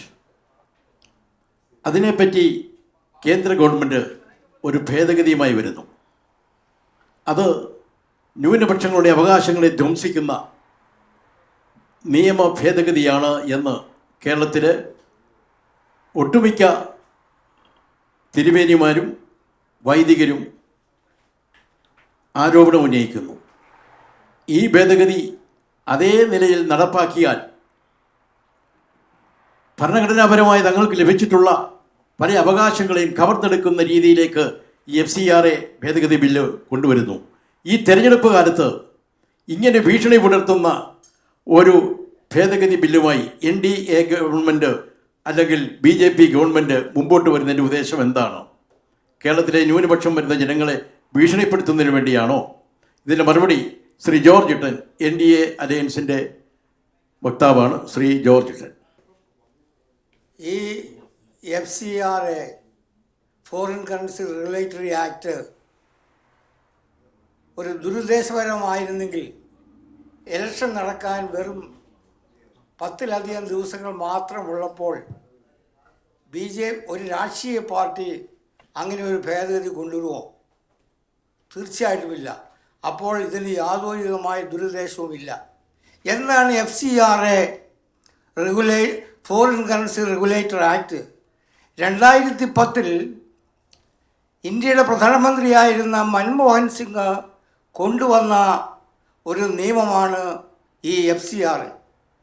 അത് വീണ്ടും 2016 2018 പിന്നീട് 2021 കൂടാതെ ഇത് 4ാമത്തെ പ്രാവശ്യമാണ് ഒരു അമെൻമെൻറ്റിന് പോകുന്നത്. ഈ FCRA ആക്ട് കൊണ്ടുവരാനുള്ള പ്രധാന കാരണം പ്രധാനമായും മണി ലോണ്ടറിങ്ങും ഇല്ലീഗൽ ആക്ടിവിറ്റീസും, അതായത് ഫോറിൻ രാജ്യങ്ങളിൽ നിന്ന് വരുന്ന പണം നമ്മുടെ രാജ്യത്തിനെതിരായിട്ട് തന്നെ ചിലർ ഉപകരിക്കുന്നു എന്നുള്ളതായ ഒരു വലിയ രാജ്യവിരോധകരമായ പ്രവർത്തനത്തിൽ കണ്ടുകൊണ്ടാണ് കാലാകാലങ്ങളിൽ ആവശ്യമായ ഇതിൻ്റെ ക്ലാരിഫിക്കേഷൻസിന് ഭേദഗതികൾ വരുത്തിയിരുന്നത്. ഏകദേശം ഇന്ത്യയിൽ ഇന്ന് 16,000 FCRA രജിസ്ട്രേഷൻ ഉണ്ട്. ഏതാണ്ട് 22,000 crores ഓഫ് റുപ്പീസ് ഫോറിൽ നിന്ന് വന്നിട്ടുണ്ട്. ഇത് പലർക്കല്ല, ഇത് ക്രിസ്തീയ സഭകൾക്ക് മാത്രമല്ല, ഹിന്ദു ഓർഗനൈസേഷൻസിനും മുസ്ലിം ഓർഗനൈസേഷനും എല്ലാവർക്കും ഈ വിധത്തിൽ പൈസ വന്നുകൊണ്ടിരുന്നു. പക്ഷേ ഈ വിധത്തിൽ വരുന്നതായ ഈ റെഗുലേറ്ററി രജിസ്ട്രേഷൻ ഉള്ളവർ എല്ലാ വർഷവും നിയമപ്രകാരം ഗവൺമെൻറ്റിന് അതിൻ്റെ അക്കൗണ്ടബിലിറ്റി വെളിപ്പെടുത്തുന്ന നമ്മുടെ ടാക്സ് റിട്ടേൺ ചെയ്യുന്നുണ്ട്. പക്ഷെ പലരും അത് ചെയ്യാറില്ല. അതുകൊണ്ടാണ് കൂടുതൽ ക്ലാരിഫിക്കേഷന് വേണ്ടി ഈ ആക്ട് ഇപ്പോൾ കൊണ്ടുവന്നിരിക്കുന്നത്. 2025 ലോക്സഭയിലെ ഭേദഗതി അതാണിപ്പോൾ കൊണ്ടുവന്നിരിക്കുന്നത്. അപ്പോൾ ഈ ആക്ട് കൊണ്ട് പ്രധാനമായും ഈ പണം രാജ്യത്തിന്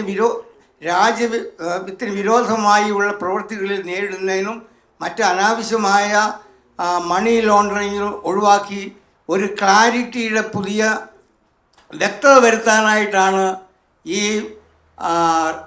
ഭേദഗതി കൊണ്ടുവന്നിരിക്കുന്നത്. അതിൽ തെറ്റിദ്ധാരണ കൊണ്ടോ അതിന് പൂർണ്ണമായി വിശദീകരണം കൊടുക്കാത്തത് കൊണ്ടോ കഴിഞ്ഞ 2-3 ദിവസമായി ക്രിസ്തീയ സഭാ മേലധ്യക്ഷന്മാരെയൊക്കെ ഭീതിപ്പെടുന്ന തരത്തിൽ പ്രചരണം നടക്കുകയായിരുന്നു. ഇത് വെറും കുപ്രചരണമാണെന്നും ഈ റെഗുലേറ്ററി ആക്ട് കൂടുതൽ ക്ലാരിഫൈ ചെയ്യുകയാണ് ഈ ഭേദഗതിയിൽ കൂടി ചെയ്തിരിക്കുന്നതെന്നും ഇത് ഒരു തെറ്റായ ഒന്നായിരുന്നെങ്കിൽ ഒരിക്കലും ഒരു രാഷ്ട്രീയ കക്ഷിയും ഇലക്ഷന് 10 ദിവസം മുമ്പ് ഈ ഭേദഗതി കൊണ്ടുവരുന്നില്ല എന്നും പറഞ്ഞുകൊണ്ട് എൻ്റെ വാക്കുകൾ നിർത്തുന്നു. Thank U. വിശദീകരണം എങ്ങനെയായാലും ശരി, കേരളം ഇന്ന് ഒരു തെരഞ്ഞെടുപ്പിൻ്റെ മുഖത്താണ്. ഏതാനും ദിവസങ്ങൾക്ക് ശേഷം കേരളത്തിലെ ജനങ്ങൾ ഒന്നടങ്കം വോട്ട് ചെയ്യുകയാണ്. ഈ അവസരത്തിലാണ് കേന്ദ്രത്തിൻ്റെ ഈ ഭീഷണിപ്പെടുത്തുന്ന ഭരണഘടനാ ഭേദഗതി, ഈ ബിൽ ഭേദഗതി, ഇത് ഫോറിൻ കറൻസി റെഗുലേറ്ററി ആക്ട് ഭേദഗതിയാണ്.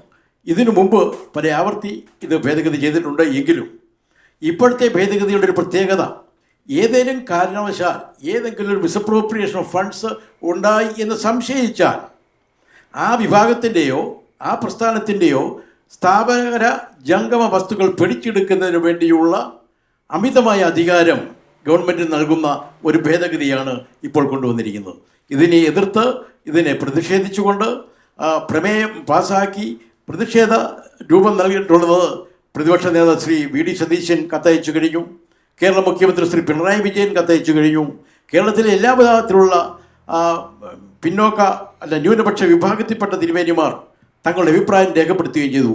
എന്തായാലും ഈ അവസരത്തിലുള്ള ഈ ബില്ല് പുനഃപരിശോധിക്കും എന്ന് തന്നെ കരുതാം. ശ്രീ ജയമാത്യു സാറ് അതിനെപ്പറ്റി പറയാനുള്ളത് എന്താണ്? വി ഡി സതീശൻ ഈ കാര്യത്തിനെങ്കിലും ഒത്തുകൂടിയതിൽ അങ്ങേയറ്റം സന്തോഷമുണ്ട്. ഇതിനകത്തൊരു വലിയ ട്രാപ്പുണ്ട്. അതിന് ട്രാപ്പ് എന്ന് പറയുന്നത് ഇത് അവതരിപ്പിച്ചിരിക്കുന്നത് നമ്മുടെ മോദിയാണെന്നുള്ളതാണ്. 10 വർഷം മുൻപ് മോദി ഗുജറാത്ത് ഭരിച്ചപ്പോൾ വിദേശ പണം കൈകാര്യം ചെയ്തിരുന്നു, വാങ്ങിച്ചിരുന്നു. ഇന്ന് വിദേശ പണം വാങ്ങിക്കരുത് എന്ന് പറയുന്നത് ക്രിസ്ത്യൻ മുസ്ലിം സമുദായങ്ങളെ ഇന്ത്യയിൽ നിന്ന്, ഹിന്ദു ഭാരതത്തിൽ നിന്ന് ഉന്മൂലനം ചെയ്യാനുള്ള അടവ് മാത്രമാണിത്. അതായത് വിചാരധാരയിൽ അഗർവാൾ പറഞ്ഞിരിക്കുന്നത് ഭാരതത്തിൽ ഉൾക്കൊള്ളാൻ കഴിയാത്ത 3 വിഭാഗങ്ങൾ, ഒന്ന് മുസ്ലിംസ്, മറ്റൊന്ന് ക്രിസ്ത്യൻസ്, മറ്റൊന്ന് കമ്മ്യൂണിസ്റ്റ് അവിടെ ഇല്ല എന്ന് തന്നെ കൂട്ടിക്കോട്ടെ. ബാക്കി മുസ്ലിംസിനെയും ക്രിസ്ത്യാനികളെയും ഭാരതത്തിൽ നിന്ന് ഒഴിവാക്കിയിട്ട് ഹിന്ദു ഭാരതം സൃഷ്ടിക്കാനുള്ള അടവാണിത്. ക്രിസ്ത്യാനികളെയും മുസ്ലിമുകളെയും ഭീഷണിപ്പെടുത്തി അവർ പറയുന്നിടത്ത് നിർത്താൻ വേണ്ടിയുള്ള അടവാണിത്. വളരെ ഭീകരമായ ഭയാനകമായ ബില്ലാണ്. ഇതിനെ അങ്ങേറ്റം എതിർക്കേണ്ടതാണ്. ഇതിൻ്റെ പെട്ടെന്നുള്ളൊരു മറുപടി ശ്രീ NDA പ്രതിനിധി ശ്രീ ജോർജ് ഇട്ടൻ, 1 മിനിറ്റ്. ബഹുമാനപ്പെട്ട ജയമാത്യു സാറ് പറഞ്ഞതിനോട് എനിക്കൊരു കറക്ഷനുണ്ട്. കാരണം ഫോറിനിൽ നിന്ന് വരുന്ന പണം വരാൻ പാടില്ല എന്ന് ഗവൺമെൻറ് ആവശ്യപ്പെടുന്നില്ല.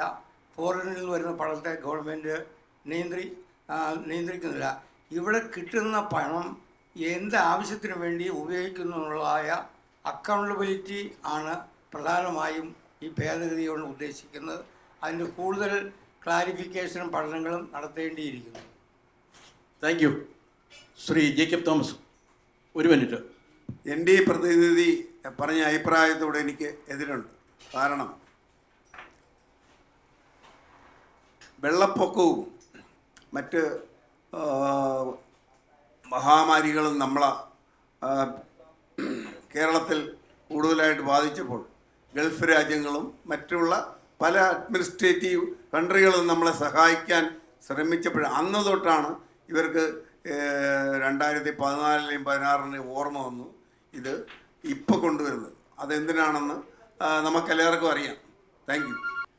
ശ്രീ ആൻഡോ വർക്കി, വിശ്വസംഭരണ അസോസിയേഷൻ്റെ മുൻ പ്രസിഡൻ്റാണ്. അദ്ദേഹം ഈ ചർച്ചയിൽ സജീവമായ ഒരു ശ്രോതാവാണ്. ചോദ്യം ഇതാണ്: ആൻഡോ വർക്കി കേരളത്തിൽ ഏത് നിയോജക മണ്ഡലത്തിലെയാണ് പ്രതികരിക്കുന്നത്? ഞാൻ പെരുമ്പാവൂർ നിയോജകമണ്ഡലത്തിലാണ്. പെരുമ്പാവൂർ നിയോജകമണ്ഡലത്തിൽ അങ്ങേക്ക് വോട്ടില്ല എന്നെനിക്കറിയാം. പക്ഷേ എങ്കിലും പെരുമ്പാവൂരിലെ തെരഞ്ഞെടുപ്പ് കാര്യങ്ങളിൽ വളരെ ശ്രദ്ധാലുവായി കാര്യങ്ങൾ അറിയുന്നുണ്ട്. പെരുമ്പാവൂരിലെ സ്ഥാനാർത്ഥികൾ ആരാണ്? മൂത്തേടന്, അതുപോലെ തന്നെ ബേസിൽ പോള് ആണ്. അത് എനിക്ക് തോന്നുന്നു മോഡറേറ്റർ കേരള കോൺഗ്രസിൻ്റെ ആളാണെന്ന് സംശയമുണ്ട് കേട്ടോ.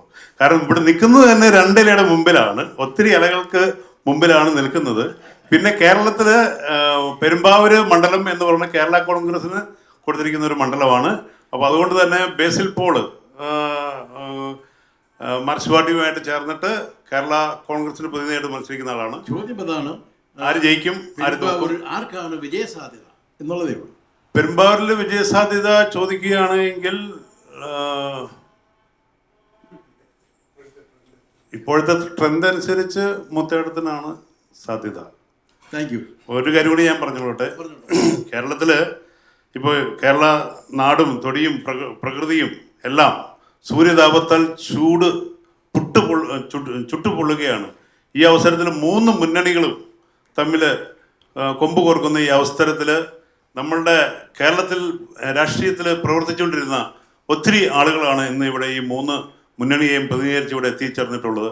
ഒരുപക്ഷെ ഈ പശ്ചിമ ഏഷ്യയിലെ യുദ്ധം ഇല്ലായിരുന്നുവെങ്കിൽ ഇവർ പലരും ഈ ഇരിക്കുന്നവർ പലരും ഇലക്ഷൻ്റെ പ്രചരണത്തിന് വേണ്ടി പോകാൻ സാധ്യതയുണ്ടായിരുന്ന ആളുകളാണ്. അത്ര നേതാക്കളാണ് ഇവിടെ ഇരിക്കുന്നത്. അതുപോലെ തന്നെ ഇവിടെ ഓഡിയൻസായിട്ട് ഇരിക്കുന്നതും നല്ല സാമൂഹ്യ ബോധമുള്ള ആളുകളാണ്. ഇങ്ങനൊരു അവസരം ഒരുക്കിയ WMAയ്ക്കും പ്രവാസി ചാനലിനും ഈ മലയാളിക്കും ആദ്യമേ തന്നെ നന്ദി രേഖപ്പെടുത്തുന്നു. താങ്ക് യു ആൻഡോ. അടുത്ത ഒരു ചോദ്യം ചെങ്ങന്നൂർ സ്വദേശിയാണ്. അദ്ദേഹം അമേരിക്കയിൽ എത്തിയിട്ട് ഏതാനും മാസങ്ങളെ ആയിട്ടുള്ളൂ. അദ്ദേഹത്തിൻ്റെ പേര് സുരേഷ് കുരുവിളയാണ്. ചെങ്ങന്നൂർ നിയോജകമണ്ഡലത്തിൽ അധിവസിക്കുന്ന താങ്കൾ ഇന്നും അങ്ങയുടെ വോട്ട് അവിടെ സൂക്ഷിക്കുന്നുണ്ട് എന്നാണ് ഞാൻ മനസ്സിലാക്കുന്നത്. ഒരവസരം കിട്ടിയാൽ, വോട്ട് ചെയ്യുവാൻ ഒരു സാധ്യത കിട്ടിയാൽ, നിങ്ങൾ തിരിച്ച് നാട്ടിൽ പോയി വോട്ട് ചെയ്തത് ഏത് സ്ഥാനാർത്ഥിക്കായിരിക്കും? ആർക്കാണ് അവിടെ വിജയസാധ്യത? ചോദ്യം ചെങ്ങന്നൂർ നിയോജകമണ്ഡലത്തിലെയാണ്. ആ ചോദ്യം നല്ലൊരു ചോദ്യമാണ്. ഞാൻ ഈ പ്രശ്നങ്ങളില്ലായിരുന്നെങ്കിൽ 100% ഞാൻ നാട്ടിൽ പോയതിനെ അതിൽ യാതൊരു സംശയവുമില്ല. അവിടെ ചെന്ന് ശ്രീ സജി ചെറിയാന് വോട്ട് പിടിച്ചു കൊടുത്തതിനെയും എൻ്റെ വോട്ട് ചെയ്തതിനെയും സജി ചെറിയാനാണ് ഏറ്റവും കൂടുതൽ സാധ്യതയാണ് വിജയിക്കുവാൻ. കാരണം പുള്ളി ചെയ്ത വികസന പ്രവർത്തനങ്ങൾ അത്രയ്ക്ക് വലുതാണ്. അവിടെ വേറെ ആർക്കും അവിടെ ഒരു ചാൻസും ഇല്ല എന്നുള്ളതാണ് എൻ്റെ ബലമായ. Thank you Suresh.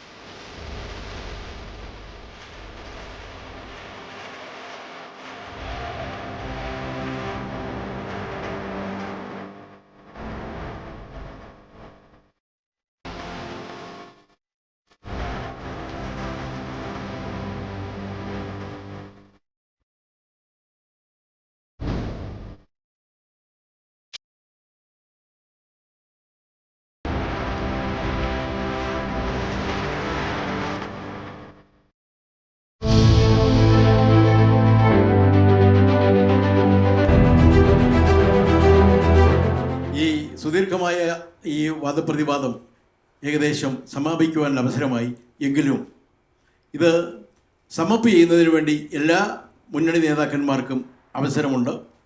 അവർക്ക് 2 മിനിറ്റ് വീതം സമയമെടുക്കാം. അതിനു മുമ്പായി ഏതെങ്കിലും അഭിപ്രായം രേഖപ്പെടുത്തുവാനുണ്ടെങ്കിൽ സംക്ഷിപ്തമായിട്ട് രേഖപ്പെടുത്താനുള്ള അവസരമാണിത്. ശ്രീ മത്യു സാർ. അഴിമതിയെപ്പറ്റി പലരും പറഞ്ഞു. UDFിൻ്റെ ഭാഗത്തു നിന്ന് ഈ കഴിഞ്ഞ 5 വർഷത്തിനകം ഏതെങ്കിലും ഒരു മന്ത്രിയെപ്പറ്റി, ഏതെങ്കിലും ഒരു വകുപ്പിനെപ്പറ്റി, ഏതെങ്കിലും ഒരു കാരണം ഉന്നയിച്ചുകൊണ്ട് അഴിമതി ആരോപിച്ച് ഒരവിശ്വാസ പ്രമേയം അവതരിപ്പിക്കാനുള്ള നട്ടലില്ലാത്ത ഒരു പ്രതിപക്ഷമാണ് ഇനിയിപ്പോൾ ഭരിക്കാൻ പോവുക. അല്ല, അതവരുടെ ആഗ്രഹമാണ്, ഭരിക്കണം. ഒരു ചോദ്യമുണ്ട്. ഏത് വികസന പരിപാടി കൊണ്ടുവന്നാലും ഞാൻ എതിർക്കുന്നു എന്ന് ഉറക്കെ പറഞ്ഞിരുന്ന സതീശൻ, അത് ഗെയിൽ പൈപ്പായാലും വിഴിഞ്ഞം തുറമുഖമായാലും എന്തുമായിക്കോട്ടെ, ഞാൻ എതിർക്കുന്നു, ഇതേ ഉള്ളൂ അദ്ദേഹത്തിന് പറയാൻ. നിങ്ങൾക്ക് അധികാരം കിട്ടിയാൽ ഇതിൽ ഏതിനെയായിരിക്കും നിങ്ങൾ ആദ്യം കൊല്ലുന്നത്? ബഹുമാനപ്പെട്ട മാത്യു സാർ പറഞ്ഞ ആദ്യത്തെ ആ ചോദ്യം, അയത്ത് ഒരു മന്ത്രി അഴിമതി കാണിച്ചിട്ടില്ല. മൊത്തമായിട്ട് മുഖ്യമന്ത്രി അഴിമതി എടുത്തിരിക്കുക. ഒരു മന്ത്രി ഇവിടെ ഭരിച്ചിട്ടില്ല. ഈ മന്ത്രിമാരെ എല്ലാം കൂടി ഏകീകരിപ്പിച്ചുകൊണ്ട് മുഖ്യമന്ത്രി മൊത്തമായി കേരളത്തിലെ മൊത്തമായി വിറ്റു. പിന്നെ മന്ത്രിമാർക്ക് എവിടെ ചാൻസ് കിട്ടുന്നത് അഴിമതി കാണിക്കാനോ അല്ലെങ്കിൽ ഭരിക്കാനോ? ഈ മന്ത്രിമാരുടെ എല്ലാ ഭരണവും കേന്ദ്രീകരിച്ചിരിക്കുന്നത് പേരിന് മന്ത്രിമാരായിട്ട് ഇരുന്നു. എനിക്ക് വ്യക്തമായിട്ട് അറിയാം പല മന്ത്രിമാരെയും അവരെന്ത് കാണിച്ചു എന്നുള്ളത്. അവർക്ക് 1-2 മന്ത്രിമാരെ നേരിട്ട് സംസാരിക്കാൻ ഇടവന്നപ്പോൾ അവർ തന്നെ പറഞ്ഞു, ഞങ്ങൾക്കൊന്നും അനങ്ങാൻ പറ്റില്ല. എന്നോട് നേരിട്ട് പറഞ്ഞ് സത്യസന്ധമായ കാര്യം പറഞ്ഞേ, ഞങ്ങൾ പേരിന് ഇവിടെ ഇരിക്കുന്നു. ഞങ്ങളുടെ പ്രൈവറ്റ് സെക്രട്ടറിമാർ, ഞങ്ങളുടെ PAമാർ ഇതെല്ലാം AKG സെൻറ്ററിൽ നിന്ന് നിയമിക്കുന്നു. അവരാണ് ഭരിക്കുന്നത്. ഞങ്ങളിങ്ങനെ കൊടിവെച്ച കാറിൽ അങ്ങോട്ടും ഇങ്ങോട്ടും നടക്കുന്നു. ഞങ്ങൾ അവിടെ ഉദ്ഘാടനം ഇവിടെ പോകും. എന്തെങ്കിലും മാമോദിസയോ കല്യാണമോ മരണമൊക്കെ ഉണ്ടെങ്കിൽ പോകും, സംബന്ധിക്കുന്നതേ ഉള്ളൂ. ചെയ്യുന്നതെല്ലാം മുഖ്യമന്ത്രി. എല്ലാം മൊത്ത കച്ചവടം അദ്ദേഹത്തിൻ്റെ കീഴിലാണ്. അദ്ദേഹവും അദ്ദേഹത്തിൻ്റെ മരുമകനും മകളും എല്ലാം കൂടി മൊത്ത കച്ചവടം നടത്തിക്കൊണ്ട് രാജ്യത്തെ കുട്ടിച്ചോറാക്കിയിരിക്കുകയാണ്. ആശയം നഷ്ടപ്പെട്ട CPM ഇന്ന് ആമാശയത്തെ പാർട്ടിയായി, ആമാശയം നിറയ്ക്കാൻ വേണ്ടി നടക്കുന്ന ഒരു പാർട്ടിയായി അധപ്പതിച്ചിരിക്കുന്ന ഈ പാർട്ടി ഒരു കാരണവശാലും കേരളത്തിലേക്ക് തിരിച്ചു വരില്ല എന്ന് എല്ലാ വ്യക്തികൾക്കും അറിയാം. കാരണം 30 വർഷം ഭരിച്ച ബംഗാൾ നശിപ്പിച്ച് ഒരു കാരണം അവിടെ തരിപ്പണമാക്കി അവർ പുറകോട്ട് പോയി. ഇവിടെ കേവലം 10 വർഷം കൊണ്ട് ആ ബംഗാളിനെ പോലെ ആക്കിയെടുത്തിട്ടുണ്ട്. 30 വർഷത്തെ ബംഗാളിലെ CPM ഭാരവാഹികൾ, ജില്ലാ സെക്രട്ടറിമാർ അവരെല്ലാം ഇന്ന് പൊറോട്ട അടിക്കുക കേരളത്തിൽ ജീവിക്കാൻ വേണ്ടി. ആ ഒരു ഗതികേടാണ് ഇന്ന് CPMന് കേരളത്തിൽ സംഭവിച്ചുകൊണ്ടിരിക്കുന്നത്. അതായത് നമുക്കറിയാം, ഉത്തര കൊറിയയിലെ ഭരണാധികാരൻ്റെ ആ ഏകാധിപത്യം കേരളത്തിൽ നടപ്പിലാക്കാൻ സാധിക്കുകയില്ല എന്ന് കേരളത്തിലെ ജനം വിധി എഴുതാൻ പോവുകയാണ് ഈ ഏപ്രിൽ 9-ാം തീയതി. മെയ് 4-ാം തീയതി നമ്മൾ കാത്തിരുന്നു. 3-2 ഭൂരിപക്ഷത്തോടു കൂടി കേരളത്തിൽ കോൺഗ്രസിൻ്റെ ഒരു മുഖ്യമന്ത്രി ഉണ്ടാകുമെന്നുള്ള കാര്യത്തിൽ യാതൊരു തർക്കവുമില്ല. വളരെ അഭിനന്ദനമുണ്ട്, കേരളത്തിൽ ഒരു കോൺഗ്രസിൻ്റെ മുഖ്യമന്ത്രി വരട്ടെ. പക്ഷേ കേരളത്തിൽ വരേണ്ടി വന്നു നിങ്ങളുടെ അഖിലേന്ത്യാ പ്രസിഡന്റിന് ഒരു പാർലമെൻറ്റ് സ്ഥാനം കിട്ടാൻ. സ്വന്തം ജനിച്ച പല പ്രാവശ്യം മത്സരിച്ച് ജയിച്ച വടക്കേ ഇന്ത്യയിലെ സ്ഥലത്ത് നിന്ന് കേരളത്തിലേക്ക് യാചിച്ചു വരേണ്ടി വന്നു ഒരു സീറ്റിന് വേണ്ടി, ഇല്ലേ വയനാട്ടിൽ? എന്നിട്ട് അതിട്ടിട്ട് പോയി പെങ്ങളെ കൊണ്ടുവന്ന് അവിടെ ഇരുത്തി, ഇല്ലേ വയനാട്ടിൽ? ആ നിങ്ങളാണ് പറയുന്നത് ബംഗാളി ഭരിച്ചു, ത്രിപുര ഭരിച്ചു എന്നൊക്കെ.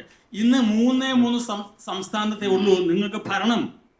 28 സംസ്ഥാനങ്ങളിൽ കോൺഗ്രസിന് ഭരണമുള്ളത് 3 സംസ്ഥാനങ്ങൾ. നാണയില്ലേ ഇതൊക്കെ പറയാൻ? Okay, thank you Madhu sir. 3 സംസ്ഥാനങ്ങളിലാണ് കോൺഗ്രസ് ഭരിക്കുന്നത്. മാർക്സിസ്റ്റ് പാർട്ടി ഭരിക്കുന്ന എത്ര സംസ്ഥാനത്താണ്? വേറൊരു കാര്യം, ആ ഒരു പരമാർത്ഥത്തോടെ നിൽക്കുന്നു. അതോടൊപ്പം തന്നെ കൂട്ടി വായിക്കേണ്ട ചില കാര്യങ്ങളുണ്ട്. 2016 കേരളത്തിലെ രാഷ്ട്രീയ അസ്ഥിരത നിലനിൽക്കുന്ന ഒരു കാലഘട്ടം, ഭരണസ്ഥിരതയില്ലാത്ത ഒരു കാലഘട്ടം. അന്നേരമാണ് ശ്രീ പിണറായി വിജയൻ്റെ നേതൃത്വത്തിൽ LDF മുന്നണി അധികാരത്തിൽ വരുന്നത്. 2016 മുതൽ 2026 വരെയുള്ള 10 വർഷം ഹർത്താലില്ല, പണിമുടക്കില്ല, ജാഥ ഇല്ല, ബഹളങ്ങളില്ല. അങ്ങനെ ഒരു 10 വർഷം കേരള ജനത കണ്ടു എന്ന കാര്യവും മറന്നു പോകേണ്ടതില്ല. ഇനിയും ശ്രീ മോൻസി വർഗീസ്. ഇപ്പോൾ ജയമാത്യു സാറ് പറഞ്ഞ് കേന്ദ്രത്തിൽ നിന്ന് ഒരു നേതാവ് വന്ന് കേരളത്തിൽ മത്സരിച്ചു എന്ന് പറയുന്നത്, ജയമാത്യു സാർ ഒന്ന് ചിന്തിക്കേണ്ടതുണ്ട്. പ്രത്യേകിച്ച് മറ്റുള്ളവർ അറിയേണ്ടത്, ഒരു ഓട്ടോറിക്ഷയ്ക്ക് നാഷണൽ പെർമിറ്റ് കിട്ടാനായിട്ട് രാഹുൽ ഗാന്ധിയുടെ പിക്ചർ വെച്ച് തമിഴ്നാട്ടിലും പഞ്ചാബിലും ഇലക്ഷൻ നടത്തി ഇപ്പോഴും വംശനാശം തീർന്നുകൊണ്ടിരിക്കുന്ന ഈ പാർട്ടിയെ പിന്നെയും പിടിച്ചു നിർത്തുന്നത് അതേ നേതാവെന്നുള്ള കാര്യം മറക്കരുത്. Thank you Moncy. ഞാൻ നേരത്തെ സൂചിപ്പിച്ചതുപോലെ സമയം അതിക്രമിച്ചുകൊണ്ടിരിക്കുകയാണ്. ഇനിയും ശ്രോതാക്കൾ എന്നുള്ളതിനെ ആർക്കെങ്കിലും എന്തെങ്കിലും അഭിപ്രായം രേഖപ്പെടുത്തുവാനുണ്ടെങ്കിൽ ഈ അവസരം വിനിയോഗിക്കാം. ശ്രീ ജോണി.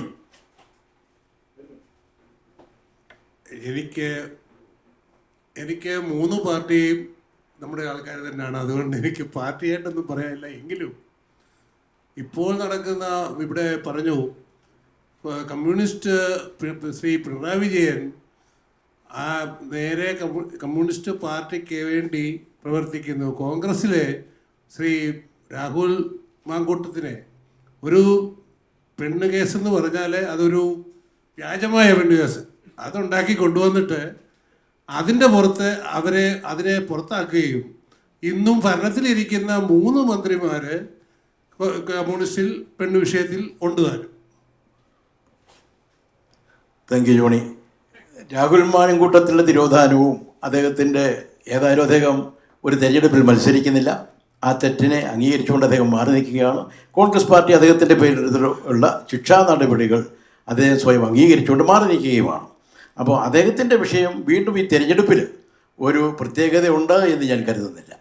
ഞാൻ ഇതിൻ്റെ സമാപന രംഗത്തേക്ക് കിടക്കുകയാണ്. പക്ഷേ അതിനു മുമ്പ് ആർക്കെങ്കിലും എന്തെങ്കിലും രേഖപ്പെടുത്തുവാനുണ്ടെങ്കിൽ റിബട്ടൽ എന്നുള്ള നിലയിൽ 1 minute. Shri George Kuzhiyanjal. Westchester Malayali association സംഘടിപ്പിച്ച ഈ സംവാദത്തിലേക്ക് എന്നെ ക്ഷണിച്ചതിൽ ഞാൻ അത്യന്തം സന്തോഷിക്കുന്നു. എല്ലാവർക്കും എൻ്റെ നമസ്കാരം. ഞാനൊരു യാക്കോബായ വിശ്വാസിയാണ്. ഞങ്ങൾ പല സന്ദർഭങ്ങളിലും വിഷമതകൾ ഏറ്റിട്ടുണ്ട്. പള്ളി ഞങ്ങളെ കൊണ്ടുപോയിട്ടുണ്ട്, പല വിധത്തിലും ഞങ്ങളെ ഉപദ്രവിച്ചിട്ടുണ്ട്. അതുകൊണ്ട് എല്ലാ കാലത്തും LDF ഗവൺമെൻറ്റാണ് ഞങ്ങളെ സഹായിച്ചിട്ടുള്ളത്. ഞങ്ങളുടെ ബാബാ തിരുമേനി പറഞ്ഞിട്ടുണ്ട്, രണ്ട് വിഭാഗത്തിലുള്ള വ്യത്യസ്ത രാഷ്ട്രീയക്കാരുണ്ട്. പക്ഷേ ഓരോരുത്തരോടും ഇന്ന വോട്ട് ചെയ്യണമെന്ന് ഞങ്ങൾ പറയില്ല, ഇന്നാർക്ക് വോട്ട് ചെയ്യണമെന്ന് പറയില്ല. പക്ഷേ അവരവർക്ക് ഇഷ്ടം പോലെ ചെയ്യാം. പക്ഷേ എൻ്റെ വ്യക്തിപരമായ ഒരു അഭിപ്രായം, LDF ഗവൺമെൻറ് എല്ലാ കാലത്തും ഞങ്ങളെ സഹായിച്ചിട്ടുണ്ട്, ഞങ്ങൾക്ക് മനസ്സമാധാനം തന്നിട്ടുണ്ട്. എത്രയും പറഞ്ഞുകൊണ്ട് ഞാൻ വാക്കുകൾ ചേർക്കുന്നു. Thank you George. ഒരു മിനിറ്റ് കൂടെ ശ്രീമതി ലീല മാരോട്ടിന് നൽകുന്നു. ഈ കഴിഞ്ഞ തെരഞ്ഞെടുപ്പ് യോഗത്തിൽ കോൺഗ്രസ് നേതാവ്, ഇന്ത്യയുടെ നേതാവ് ശ്രീ രാഹുൽ ഗാന്ധി ഒരു അഭിപ്രായം രേഖപ്പെടുത്തിയത് നിങ്ങൾ പലരും ശ്രദ്ധിച്ചിട്ടുണ്ടാവാം. അദ്ദേഹം പറഞ്ഞത്, എനിക്ക് കേരളത്തിൽ ഒരു വനിതാ മുഖ്യമന്ത്രി അധികാരത്തിൽ വന്ന് കാണുവാൻ ആഗ്രഹമുണ്ട് എന്ന് ശ്രീ രാഹുൽ ഗാന്ധി പറഞ്ഞു. അത് ഇവിടെയുള്ള പ്രവാസികൾ അത് കേട്ടു. കോൺഗ്രസിൻ്റെ നേതാവായ ശ്രീമതി ലീല മാരേട്ട് അതിനെപ്പറ്റി ആ അഭിപ്രായം കേട്ടോ?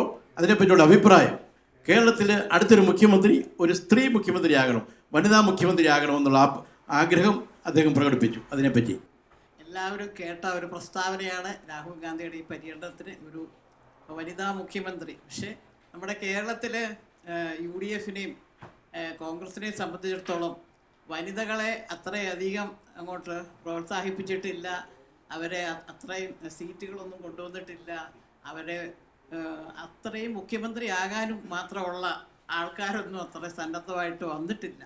അപ്പോൾ ഈ ഇലക്ഷന്, ഈ തെരഞ്ഞെടുപ്പിൽ ഒരു വനിതാ മുഖ്യമന്ത്രി വരുന്നത് സംശയമാണ്.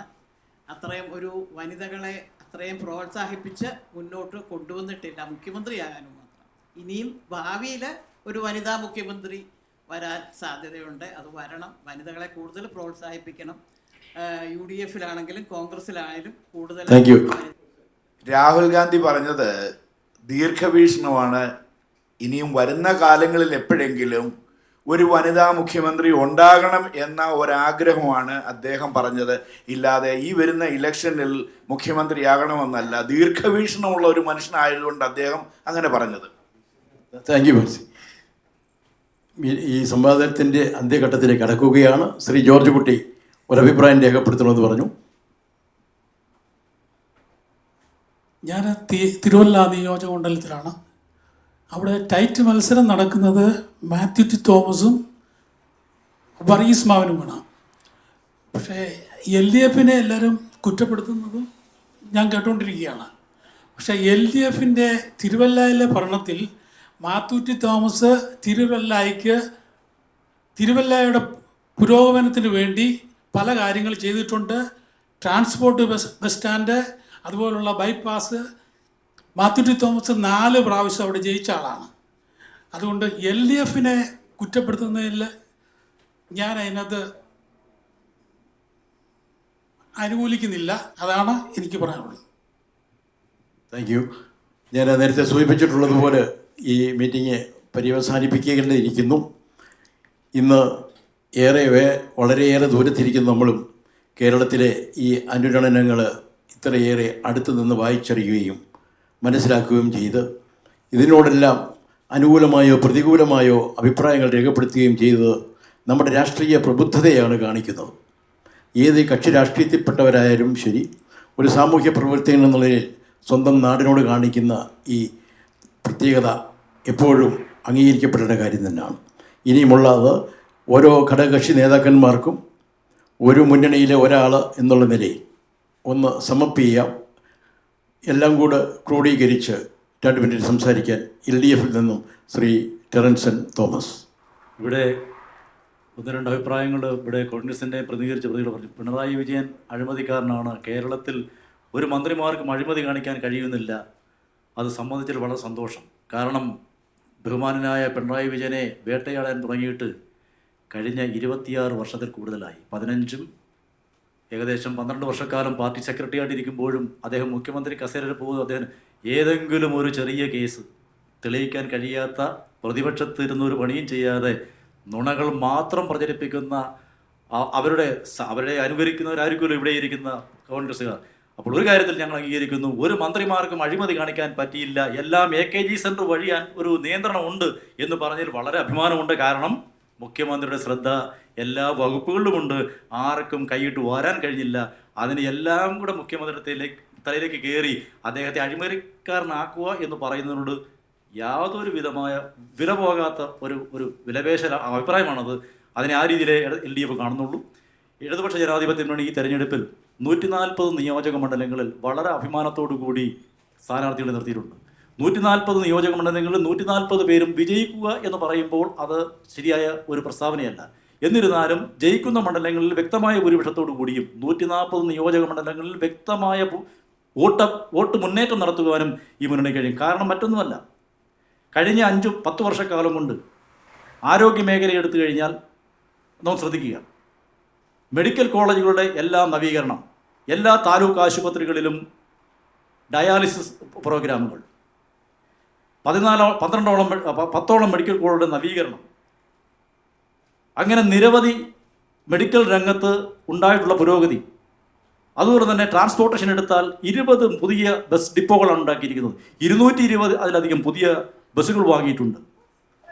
കാർഷിക മേഖലയിൽ, കശുവണ്ടി മേഖല, എല്ലാ മേഖലകളിലും ക്ഷേമ പെൻഷൻ, അധ്യാപകരുടെ ശമ്പള പരിഷ്കരണം, റോഡ് വികസനം, ജലപാത, വൈദ്യുതി കണക്ഷൻ, ഗ്യാസ് വിതരണം കേരളത്തിൽ നടപ്പാക്കാൻ ഇനി എന്താണ്? അതോടൊപ്പം തന്നെ നമ്മൾ കാര്യം മനസ്സിലാക്കണം, 1 മിനിറ്റ് കൊണ്ട് 1 മണിക്കൂറിനുള്ളിൽ ഒരു ഗ്രാമം മുഴുവൻ നാടിനെ നടുക്കിയ, ലോകത്ത് നടുക്കിയ സംഭവം ഉണ്ടായപ്പോൾ അതിശക്തമായ നിലപാടെടുത്ത് വയനാട് പുനർനിർമ്മാണം എത്ര ഗംഭീരമാണ് നടത്തിയിരിക്കുന്നത്.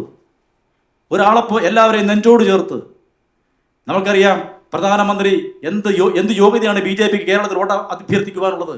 അദ്ദേഹം എയർപ്ലെയിനിൽ വന്ന് നമ്മളെയെല്ലാം എയർപ്ലെയിനിലാണ് സഞ്ചരിക്കുന്നത് കണ്ടിട്ട് പോയി. ഒരു നയാ പൈസ കൊടുക്കാത്ത അവിടെ BJPക്കാരില്ലേ, അവിടെ കേരള കോൺഗ്രസ്സുകാരില്ലേ, കോൺഗ്രസ്സുകാരില്ലേ, CPMകാരില്ലേ? മനുഷ്യ തെരുവിലൂടെ നടക്കുന്ന തെരുവു നായ്ക്കളുടെ ഒരു വില പോലും കൽപ്പിക്കാത്ത ഇന്ത്യൻ പ്രധാനമന്ത്രി കേരളത്തിൻ്റെ മുകളിലൂടെ ഫ്ലൈറ്റിൽ കൂടെ നടന്ന് ജാട കാണിച്ചിട്ട് കേരളത്തിന് ഒരു വിഹിതം തന്നിട്ടില്ല. അവരെയെല്ലാം നെഞ്ചോട് ചേർത്ത് ശക്തമായ വ്യക്തമായ ധാരണയോടുകൂടി അഭിമാനത്തോടുകൂടി സഖാവ് പിണറായി വിജയൻ്റെ നേതൃത്വത്തിൽ ഇടതുപക്ഷ ജനാധിപത്യ മുന്നണി ഗവൺമെൻറ് അഭിമാനകരമായി അവരെ കൂട്ടോട് ചേർത്ത് അവർക്ക് പുനരധിവാസം 370ഓളം വീടുകൾ കൈമാറി കഴിഞ്ഞു. 410 വീടാണ് മനസ്സിലാക്കുന്നത്. എന്നാൽ അതേ സ്ഥാനത്ത് 100-ലധികം വീടുകളുടെ പൈസ പിരിച്ച് ഇപ്പോഴും യാതൊരു തെളിവുകളുമില്ല. സ്ഥലം മേടിച്ചിട്ടുണ്ടെന്ന് പറഞ്ഞു. സ്ഥലം മേടിച്ചിട്ടുണ്ട്. എവിടെ സ്ഥലം മേടിച്ചു? നിങ്ങൾ സ്ഥലം മേടിച്ചിട്ടുണ്ടെങ്കിൽ ഗവൺമെൻറ് അറിയണം, റവന്യൂ വകുപ്പ് അറിയണം. ഇതെല്ലാം തന്നെ അങ്ങനെ നിരവധി എല്ലാ മേഖലകളിലും 4 ലക്ഷം പേർക്കാണ് പട്ടയം കൊടുത്തിരിക്കുന്നത്. 4.5 ലക്ഷം പേർക്കാണ് ഭവനം വെച്ച് കൊടുത്തിരിക്കുന്നത്. ആശാവർക്കർമാർ, എല്ലാ മേഖലയിലുള്ള ആളുകൾക്കും ക്ഷേമ പെൻഷന്, റോഡ് വികസനം, ആശുപത്രി വികസനം, സ്കൂൾ വികസനം, 55,000ഓളം സ്കൂൾ സ്മാർട്ട് ക്ലാസ് റൂമുകൾ ഉണ്ടാക്കിയിരിക്കുന്നത്. ഇന്ന് കേരളത്തിൽ ഇന്ത്യയിൽ ലോകത്ത് മികച്ച വിദ്യാഭ്യാസ നിലവാരം പുറത്തുന്ന സ്കൂളാണ് കേരളത്തിലുള്ളത്. അതുകൊണ്ട് ഈ ഭരണ നേട്ടങ്ങൾ മാത്രം നിരത്തി കേരളത്തിലെ ജനങ്ങൾ 3ാം തവണയും വ്യക്തമായ ഭൂരിപക്ഷത്തോടു കൂടി 3ാം ടേമിലേക്ക് പിണറായി വിജയൻ നേതൃത്വത്തിൽ അധികാരത്തിൽ വരും എന്നുള്ളതിന് ഞങ്ങൾക്ക് സംശയമില്ല.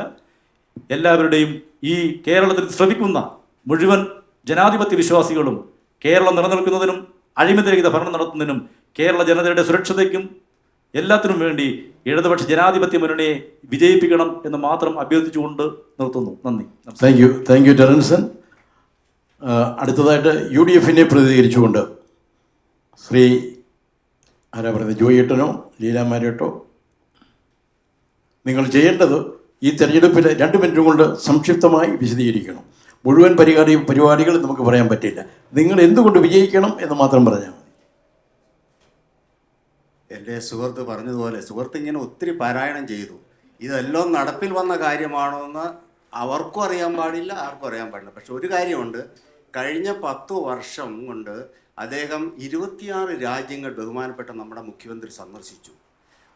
ഖജനാവിൽ നിന്ന് കോടാനുകോടി രൂപയാണ് അദ്ദേഹവും സംഘവും യാത്ര ചെയ്ത് സുഖിച്ച് നടന്ന് ഞങ്ങൾ ഇത്ര കമ്പനികൾ, വ്യവസായങ്ങൾ നാട്ടിൽ കൊണ്ടുവരുമെന്ന് ഉദ്ഘോഷിച്ചു. പക്ഷേ 10 വർഷത്തിനുള്ളിൽ ഒരു പുറം രാജ്യങ്ങളിൽ നിന്നുള്ള വ്യവസായികളുടെ ഒരു വ്യവസായം കേരളത്തിൽ കൊണ്ടുവന്നു എന്ന് നിങ്ങൾക്ക് ആർക്കെങ്കിലും തെളിവ് സഹിതം പറയാൻ പറ്റുമെന്ന് ഞാൻ ചോദിക്കുകയാണ്. ഒരു വ്യവസായം പോലും, 1,00,000 രൂപയുടെ വ്യവസായം പോലും കേരളത്തിൽ കൊണ്ടുവരാൻ കഴിയാത്ത നാണം കെട്ട ഒരു ഭരണകൂടമാണ് കേരളത്തിൽ തച്ചൂടവും മുച്ചൂടവും ഭരിച്ചുകൊണ്ടിരിക്കുന്നത്. ആരോഗ്യത്തിൻ്റെ കാര്യത്തിൽ പറയേണ്ട, നമ്മളെപ്പോഴും കേൾക്കുന്ന ഇപ്പോൾ അവർ പുതിയ കണ്ടുപിടുത്തം കണ്ടുപിടിച്ചിരിക്കണം, കത്രിക എവിടെ സൂക്ഷിക്കാമെന്ന്.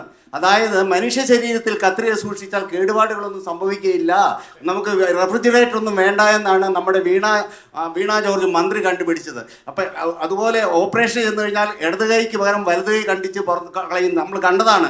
ആ കൈ നഷ്ടപ്പെട്ട കൊച്ചിന് 1,00,000 രൂപയെങ്കിലും അതിന് ചികിത്സാ സഹായം കൊടുക്കണം എന്ന് പറഞ്ഞാൽ മൈൻഡ് ചെയ്യാതിരുന്നിട്ട് ബഹുമാനപ്പെട്ട പ്രതിപക്ഷ നേതാവാണ് അദ്ദേഹത്തിന് കൈ വെച്ച് കൊടുക്കാനുള്ള സഹായങ്ങൾ മുഴുവൻ ചെയ്തു കൊടുത്ത്. എന്ത് പരിപാടി നടത്തിയെന്നാണ് പറയുന്നത്? ആരോഗ്യനില, കെട്ടിടങ്ങൾ തകർന്നു വീണ ആളുകൾ മരിക്കുന്നു. എവിടെ കെട്ടിട നിർമ്മാണം ഉണ്ടാക്കിയെന്നാണ് പറയുന്നത്? എല്ലാ കെട്ടിടങ്ങളും ഒരു വലിയ ഡോക്ടർ തന്നെ ഓപ്പണായിട്ട് പറഞ്ഞിരിക്കുന്നു, ഞങ്ങൾക്ക് ആവശ്യത്തിനുള്ള മരുന്നില്ല, ഞങ്ങൾക്ക് ആവശ്യത്തിനുള്ള ഡോക്ടേഴ്സ് ഇല്ല, ഞങ്ങൾക്ക് ആവശ്യത്തിനുള്ള നേഴ്സസ് ഇല്ല, ഈ ഹോസ്പിറ്റൽ ഇങ്ങനെ പോയി കഴിഞ്ഞാൽ ഞങ്ങൾ രാജിവെച്ച് പുറത്തു പോവുകയുള്ളൂ എന്ന്. അങ്ങനെ ആരോഗ്യനില തരിപ്പണമാക്കിയിരിക്കുകയാണ്, വിദ്യാഭ്യാസ നില തരിപ്പണമാക്കിയിരിക്കുകയാണ്, വ്യാവസായികമായി കേരളത്തെ തകർത്തിരിക്കുകയാണ്. ഏത് രംഗത്താണ് നിങ്ങൾക്ക് എന്തെങ്കിലും ചെയ്യാൻ പറ്റിയത്? ലോകം ചുറ്റി സഞ്ചരിച്ച് കോടികൾ മുടിച്ചു എന്നല്ലാതെ വ്യവസായ രംഗത്തൊന്നും കൊണ്ടുവരാൻ കഴിഞ്ഞിട്ടില്ല. ഇങ്ങനെ നാനാ രംഗത്തും ഇന്ന് ഹിറ്റ്ലർ ലോകത്തെ ഏറ്റവും വലിയ സ്വേച്ഛാധിപതിയും ഏകാധിപതിയുമായി നമ്മൾ കേട്ടിട്ടുള്ള ഹിറ്റ്ലറാണ്. ഇന്ന് ഹിറ്റ്ലർ ജീവിച്ചിരുന്നെങ്കിൽ അദ്ദേഹം നാണം കെട്ട് തല താഴ്ത്തിപ്പോയനെ. അത്രയേറെ സ്വേച്ഛാധിപതിയും ഏകാധിപതിയുമായ ഒരു LDF നേതാവും LDF ഭരണവുമാണ് കേരളത്തിൽ ഭരിച്ചുകൊണ്ടിരിക്കുന്നത്. ഇതുകൊണ്ടാണ് ജനം ഇത് വിധി എഴുതിയിരിക്കുന്നത്. ജനം പ്രാർത്ഥിക്കുമ്പോൾ വൈകിട്ട് അവരുടെ ചുണ്ടുകളിൽ വരുന്ന മന്ത്രോച്ചാരണം എന്താണെന്ന് അറിയാമോ? UDF എങ്ങനെയെങ്കിലും ഒന്ന് അധികാരത്തിൽ വന്ന് ഞങ്ങളെ ഒന്ന് രക്ഷിക്കണേ, കേരള ജനതയെ ഒന്ന് രക്ഷിക്കണേ എന്നുള്ളതാണ് അവരുടെ ചുണ്ടുകളിൽ വരുന്ന മന്ത്രോച്ചാരണം. അങ്ങനെ UDFന് വേണ്ടി ജയിക്കുവാൻ വേണ്ടി ജനം അഹോരാത്രം പണിയെടുത്തുകൊണ്ടിരിക്കുകയാണ്. ഞാൻ ആദ്യമേ സൂചിപ്പിച്ചല്ലോ, മാർക്സിസ്റ്റ് പാർട്ടി കേരളത്തിൽ ഇനി ഒരു കാലത്തും ഒരു MLA പോലും ലഭിക്കാത്ത ഒരു സ്ഥിതിവിശേഷത്തിലേക്ക് വന്നുകൊണ്ടിരിക്കുകയാണ്. ആ സാഹചര്യത്തിലേക്ക് കേരളം എത്തിയിരിക്കുകയാണ്. എല്ലാ രീതിയിലും സമസ്ത രീതിയിലും അഴിമതിയുടെ ആരോപണങ്ങളുടെ ശരമേറ്റുകൊണ്ട് ഇവർ താഴേക്ക് പോയിക്കൊണ്ടിരിക്കുന്ന കാലഘട്ടത്തിൽ UDF അധികാരത്തിൽ വരികയും UDFിൻ്റെ മന്ത്രിസഭ വരികയും കേരളത്തിന് മുന്നോട്ടുള്ളൊരു ഭാവി ഉണ്ടാകുമെന്ന് ഈ അവസരത്തിൽ ഞാൻ നിങ്ങളെ സന്തോഷപൂർവ്വം അറിയിക്കുകയും അതിനുവേണ്ടി നമ്മളുടെ ബന്ധുമിത്രാദികൾ, നമ്മളുടെ സുഹൃത്തുക്കൾ നാട്ടിൽ ഉള്ളവരുണ്ടെങ്കിൽ അവരെ ദയവീതി നിങ്ങൾ ഫോൺ ചെയ്തോ മറ്റല്ലാതെ രീതിയിൽ അറിയിച്ചുകൊണ്ട് UDF വിജയിപ്പിക്കാൻ വേണ്ട സഹായ സഹകരണങ്ങൾ നിങ്ങൾ ഓരോരുത്തരും ചെയ്യണമേ എന്ന് വിനീതമായി അഭ്യർത്ഥിച്ചുകൊണ്ട് നിർത്തുന്നു. Thank you. അവസാനമായിട്ട് ശ്രീ NDA അലയൻസിനെ പ്രതികരിച്ചുകൊണ്ട് ശ്രീ ജോർജ് ഈട്ടൻ.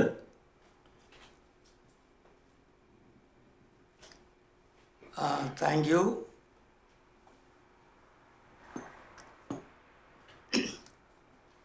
കഴിഞ്ഞ കേരള സംസ്ഥാന രൂപീകരണത്തിന് ശേഷമുള്ള കഴിഞ്ഞ ഏതാണ്ട് 70 വർഷത്തോളം കാലം കേരളത്തിലെ ഭരണം 2 മുന്നണികൾ മാറി മാറി പങ്കിട്ടെടുത്തു, LDFും UDFും. ഈ 2 മുന്നണികളുടെയും എല്ലാ കാലത്തെയും പ്രധാന അജണ്ട എന്ന് പറയുന്നത് ഒരു വിവാദ രാഷ്ട്രീയത്തിൽ കൂടി കടന്നു പോവുകയായിരുന്നു. അങ്ങനെ വിവാദ രാഷ്ട്രീയം ഉണ്ടാക്കി ജനങ്ങളുടെ ശ്രദ്ധ അതിലേക്ക് ശ്രമിച്ച് മറ്റ് നിർണായകമായ പ്രവൃത്തികളിൽ നിന്ന് എന്നും ജനങ്ങളെ തെറ്റിദ്ധരിപ്പിച്ചുകൊണ്ട് പോയിരുന്നതിൽ നിന്ന് വിവാദ രാഷ്ട്രീയത്തിൽ നിന്ന് BJP ഒരു വികസന രാഷ്ട്രീയം കേരളത്തിലെ ജനങ്ങൾക്ക് പ്രദാനം ചെയ്യുന്ന ഒരു അജണ്ടയുമായി വന്നിരിക്കുകയാണ്. അതുകൊണ്ട് തിരഞ്ഞെടുക്കപ്പെടുന്ന BJPയുടെ MLAമാരും ഇന്ത്യയുടെ പ്രധാനമന്ത്രി നരേന്ദ്രമോദിയുടെ സഹായത്തോടു കൂടി കേരളത്തിലെ യുവജനങ്ങൾക്ക് തൊഴിൽ നൽകുന്ന ഒരു വ്യാവസായിക സംരംഭത്തിന് എന്തെങ്കിലും ചെയ്യുവാൻ സാധിക്കുമെന്ന് ശ്രമിക്കുകയും കൂടാതെ തന്നെ BJP MLAമാർ അടുത്തു വരുന്ന ഗവൺമെൻറ്റിൽ ഒരു നിർണായക ശക്തിയായിരിക്കും. അത് കേരളത്തിൻ്റെ വികസനത്തിന് വേണ്ടി അവർ പ്രയോജനപ്പെടുത്തുകയും ചെയ്യുമെന്ന് വ്യക്തമായി പറയുകയാണ്. എൻ്റെ വാക്കുകൾ ഇന്ന് ഈ സംവാദത്തിന് ക്ഷണിച്ച ടെറൻസിനോടും മോഡറേറ്റർ ജോൺ സി വർഗീസിനോടും പ്രവാസി ചാനൽ ഡയറക്ടറും താങ്ക് യു ജോർജ്. സ്നേഹിതരെ, ഈ തെരഞ്ഞെടുപ്പ് സംവാദം ഇവിടെ പൂർത്തീകരിക്കപ്പെടുകയാണ്. ഇതിന് വേദിയൊരുക്കി ഈ സ്ഥലം നമുക്ക് സൗജന്യമായി നൽകിയ കറി ആൻഡ് വോക്ക് ഉടമ ഇവിടെയുള്ള പ്രത്യേക നന്ദി വെസ്റ്റേൺ മലയാളി അസോസിയേഷൻ്റെ പേരിൽ രേഖപ്പെടുത്തുകയാണ്.